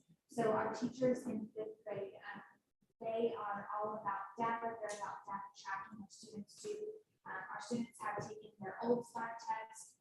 They are able to know which questions they got right, which teams they got right, how many questions they got right. They've been tracking their data with our benchmarks. It really showcases this data, and I'm really excited to bring this back in June. Some conversations we had around fifth graders was typically when you see the fifth grade data, our fifth graders used to take the test 3 times. They had 3 opportunities to pass the test. And so after COVID hit, we only have this one option. So I was asking the teachers, what does that look like? Because you're used to having 3 opportunities to get our students to pass the test. So tell me, what does that look like? And our discussion just centered on our benchmarks really have become our first assessment, our second attempt, and our third attempt. But the unique thing is that when we used to take it 3 times, our students who just approached or just met never had the opportunity to go up in their levels that they reached. Where now, if we're using our benchmark and using that data and being intentional, all of our students will be able to hit that next level. And our teachers are really intentional about those conversations with that. So it showcases here. This one is hard because we set that goal really high, because our baseline again was the CBAs. It was a really good place value. We started out with the basics of place value. But to be honest, if any of my groups are going to reach our goals, I would say that my fifth graders pass this just because of the intentionality and what you're doing with the data tracking. It's something that I hope that one of the teachers will come in and showcase as well about the students and what they're doing and the progress that they're making, just buying into their own progress with that. Sorry, I wish the data was more linear. I wish it was more black and white, but us having our CPAs, and especially with math not taking it until later, it kind of just threw us off a little bit. But when we come back to consent in June, that'll kind of showcase this was STAR now, this was STAR in January, and then there's going to be our STAR in June. And I'll be excited to present that. So just one thought that I have, actually, just makes me always reiterate, why not hear the STAR rankings for that grade level as the baseline? Right, and that's what, so with our third grade, that's probably something that we should have done. It was just another testing piece. And I think that's where you can over test a little bit, and you can get kids frustrated, especially our third grade students, giving them the release STAR test and watching them frustrate through it. For that data, we went back and forth on that, because you can frustrate a kid who they don't know any of those answers. They even got frustrated on our benchmark because they didn't know half of it, and it makes them upset to not know it. But I see what you're saying, that gives us where are they right now? And so that's definitely a consideration that can be on the table for next year. I did not highlight also that some of those fifth grade scores, I'm looking at last year's STAR scores. Quite a few of those areas are already above where the fifth graders scored last year. So I think there's a lot of good data there, even though I agree with Dr. Scott, that's something we've never done in our district, is to give that beginning of the year test as a release test, just to, so we have that comparison, but that's something certainly we can consider doing. And I think, Rosie, is that what you did for yours? You used your last year's star data as the baseline. In reflection, it's probably performing great what we should have done, just so that that way would have been more intentional. And I think our teachers had discussions around when should our benchmarks be. And I think that there will be some discussion of not waiting so long to take that benchmark in January. They set those, I think, based on just their feelings and their observations from last year. And I think now that we're moving forward, I think there will be some bigger discussions around that for next year. Yeah, because part of what we're trying to do with goal progress measures, they should be predictive of the goal, but also they need to be influenceable. And when you're finding that one's not working, I mean, I've got another district, we just went and rewrote the goal progress measures for goal 4 and 5, because they just weren't working. We just abandoned ship and wrote we wrote the whole totally different way. But I don't think that's needed here, but I think you definitely are, I think you have some discussions about next year. No, sit down, start planning forward for next year. Yes, absolutely. I just look at things though, that never tested before. I don't mind, like, remember he didn't do very good on the first one. He came on and said, I'm dumb, I'm stupid. And he's like an all-A kid, you know, like, no, you're not, dude. But, you know, they're taking these tests that they've never taken before, and then if you test them on what they're supposed to be at the end of the year, like, that is something that we need to, you know, make sure we're thinking about all that before making a decision. I also think it's a good opportunity to start building some relationships with kids from the beginning of this test is going to be hard and this test is going to have a lot of information. You have no idea, but that's why we're taking it. So I know as a teacher where you're lacking and where we can drive this ship to. And so kind of vision casting for them and having those conversations, I think are huge at the beginning of the year for the students and for the teacher, because then the teacher doesn't feel so defeated throughout the year. And when they look at this, man, I can't win for lose, but they're looking and they're seeing that progress. So I think if they're important conversations to definitely have, and this is our first year, so learning and having these conversations, I think, are the reason that this is moving in this I direction. definitely appreciate those grades because it was just trying to figure out how we can best present the data. Get your feedback on what we're doing, what we can do better, but also showcasing the work of our teachers. So I do appreciate the grades and. And one more, you got 5.2, That's right. 5.1. And it is 5.1 is the same as our 4.3. It's our fifth grader, so it goes into Rosie. So it's the same thing that I just presented to you. Also, like Ms. Moy said, there's great things, and I feel very confident that we will bring some great opportunities to showcase. Okay, so goal number 5, just as a refresher, this is the overall goal is the percentage of 8th grade students who score the 8th grade level or above on STAR math will remain at 72. It's quite high. So when we look at the goal progress measures here, we're going to be looking at 5th grade first. We'll just look at 5th grade. Rosie's going to share 6th grade and 7th grade. I want to touch on 2 last. Then I was going with presentation earlier about both homes and the junior high. One piece of information to take note of is last year when we did that, we went all testing online, knowing that that would not count for half of it. So we've been paper-based up until that point. When accountability was not going to count for the district, we also do 2 content areas online. But in campus, that was a missed opportunity to take everybody online to get them used to online testing. So I'm not saying that that's a piece of the puzzle on that.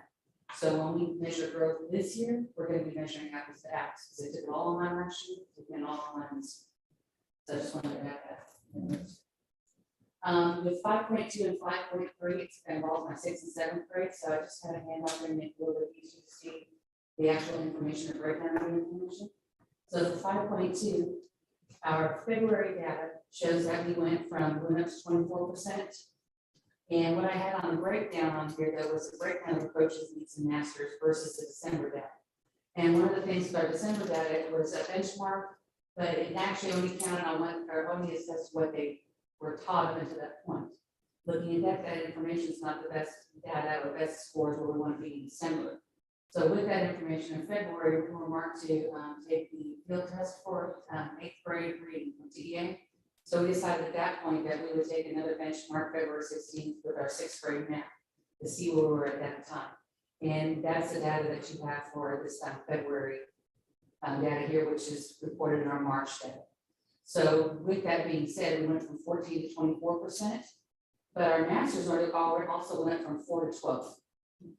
And our approaches went from 53 to 56. So we did make growth, and what I did, and we did that benchmark on the 16th, and pulled out the test questions that had not been taught yet. And those are 3 units, 8, 9, and 10. So pull that information out and refigure the data to have it to be apples to apples. So what you're seeing is it's the same that they were taught, the information back in January reported was they were assessed on what they had been taught to that point, and then for the March data now, that's what they've been taught until this point. The other piece that I put on there too is the growth. In December, because that's how we're going to be measuring us, that's going to be our biggest thing for our budget year's growth. We're at 29% growth in December, we moved up to 40% growth in February. So we're going in the right direction. We are doing the after school tutorials, 4 school tutorials, Saturday tutorials. We have a math tutor specifically for 6th grade that's pushing during the day that works with a lot of different classes that we have. So when we take our final benchmark, it's going to be the last week of March, that'll give us a true assessment before then it gives us about a week to review to get those target areas before we actually start testing it. Question on 6th grade? 7th grade was actually, it's been my CPAs. So it's a home-based assessment. So it's basically going to be apples to apples on that based on what they taught. So if you look at it from January to March,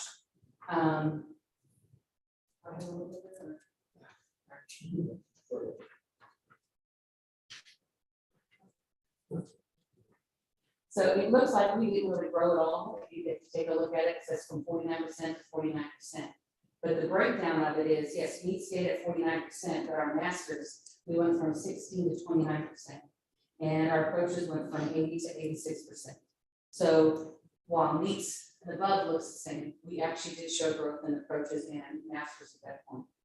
And our growth, 7th grade math is rocking. I mean, they're at 90% growth back in going to the December benchmark, and they're still at 90% growth now. So overall, for our growth as a campus in general, when we took that benchmark in December and we calculated growth at that point, I can tell you right now, we'd be right about 59, which would be in December. We recalculated out after February, and we're at 60. So we are definitely making growth in the right direction.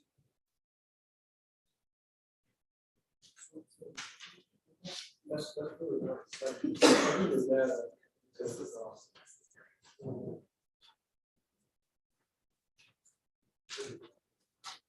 Thank you. And I just want to say again, I love working with the principals. These people are all here. And we're very focused on growth and helping all the kids to be successful. It's really great process. Next month, we're going to have goal 3, college career and military readiness. And so it's 3.1, 3.2, 3.3. We'll also have superintendent inspect progress measure 3.1. And then we're going to do the board evaluation. We did it for Frank. You don't believe me. We did. We did. We did, but I do have a question for you. Well, let's go back to them. Your 3.1, the visiting campus, I know you're doing that 8 times a month, but what are some insights that you're seeing while you're on campus? I think that's, yes, you're on campus, but what really, in my mind, I'm like, what are you seeing? Are you seeing the growth that we're hearing? Are you seeing the things improving? What is? That's a broad question. It is, sorry. To start, the discipline piece, I absolutely see that improvement. Instructional pieces, honestly, I'm seeing the same things that I've actually been seeing. I see teachers on task, I see kids classroom, there's not one school building, quite honestly, that I walk into where teachers aren't providing appropriate instruction. And I will tell you, just from being a teacher, you know, when I go into the building, yeah, exactly, everybody's going to do the things that they're right. We even have like a little signal, the eagle has landed. Sir. Yeah, I will do it. But no, there, I mean, as you can see from the presentation that you guys hear, and the adjustments that the leaders are making, that along with what I've seen in the building, those things are evidence that we're moving in the right direction.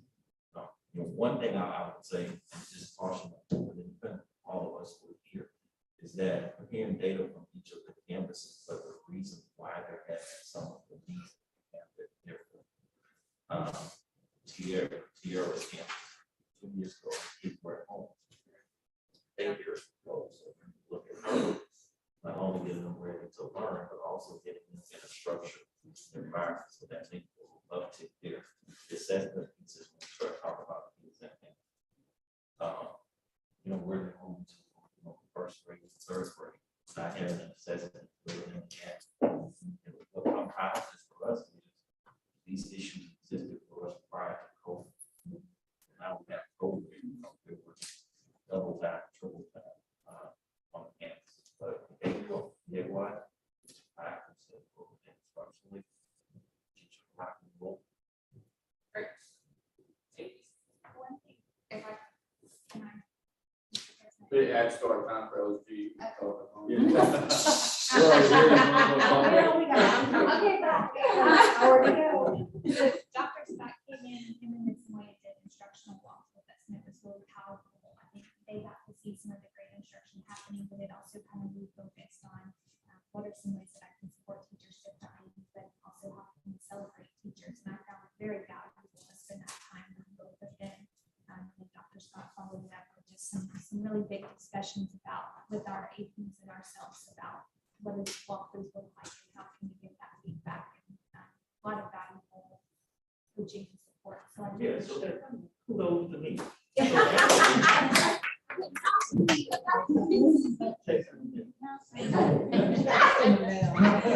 After walking, and I mean, just consistently walking each of the campuses and giving them input with this instructional round, just did come back and say, well, let's have a conversation around the look forward.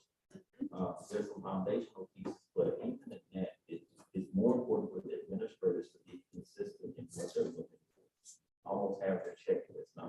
You know, depending on your leadership style, probably the content area you talk, you're gonna look for different things. And how do we actually come back and support them in knowing who they are, knowing what they're looking for, then calibrate that with their team so it can be stronger as a team. So we have to came back and have that conversation as well. One other thing, being such a new administrator, it always shows up at the right time. I feel like I've had a lot of different CPS cases that have come up that I've never been associated, I've never had that level. He'll come in and say, you've never had it to this level, have you? And it's like, no. And so he coaches me. And so I really appreciate that he's there at the right time. So Dr. Scott came into the office last week. We were having a superintendent's meeting, and TEA has asked us to get some video clips of observations on the experiences with LSG. He made a nice clip for us. We had 2 other superintendents that did the same. But they've also asked for some board members to do that. So we have a studio at Region 3, and they've made a really nice, it's got a green screen. They're professional awards there. If you're interested in making some comments about your observations on what you gained from Lone Star Governance, we'd love to have your comments. Also, we're going to have a session on the May 18th board conference at the Emerging Technology Center in Victoria. We're going to have one for board presidents. So we'll be a board presidents roundtable. We're also going to have a session for Lone Star Governance. And Morris Land is going to be the person sitting back. I'm going to be doing the part of that. And also, I wanted to mention that it's gonna be time for a team of 8 training. And I thought what would be really good, because all of you are fairly, I mean, does anybody have 4 years experience on board? So you're all fairly new. Something like roles and responsibilities or Robert's Rules of Order, some kind, maybe a hybrid of that. And we could do it in a workshop setting. You get your team of 8. Of course, you've already got our training in the workshop earlier, but it might be something really good. And I don't know if you want to talk to Dr. Scott about it, maybe wait till after the board election, or if you want to try to plan it before that, y'all just let me know and I'll set the date. And we can definitely do it. I think it would be helpful. I think after the board election would be better. I mean, no matter what, we're getting one new board member, we have to make a decision. Yeah, so that would be good to do it as a group. I'll be happy to preside. Thank you very much. I enjoy working with you. All right. I just want to brag on the Bay City ISD students again. I always get every chance I get when I get out in the community and see them, but they were all over the county fair, everywhere. Trent's daughter won grand champion public speaking in Oz, and Mark's daughter got a local grand champion. Rabbit showmanship, my son won grand reserve in Kennedy, and Matt's children were all over, yeah. Princesses and queens. Wendell were there. Princess. Yeah. Hey, that's just.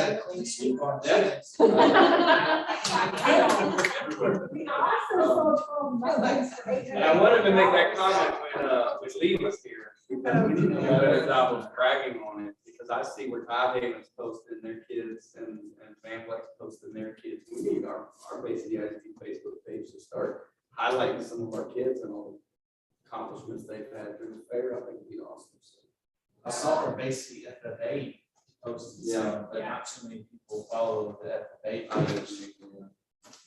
I heard last year, you saw lots of stuff for rodeo. Right. The actual, and I forgot on Friday, it's my first shift, and so I'm out there. Nice. Oh, yeah, there's some going on there too. That's awesome. Okay, I won't hold this up anymore. Item 7, adjournment. Is there a motion to adjourn? Motion to adjourn. Trustee West, make a motion to adjourn. Second motion. Second by Trustee Westmore. All those in favor say aye. All those say no. There we go. I was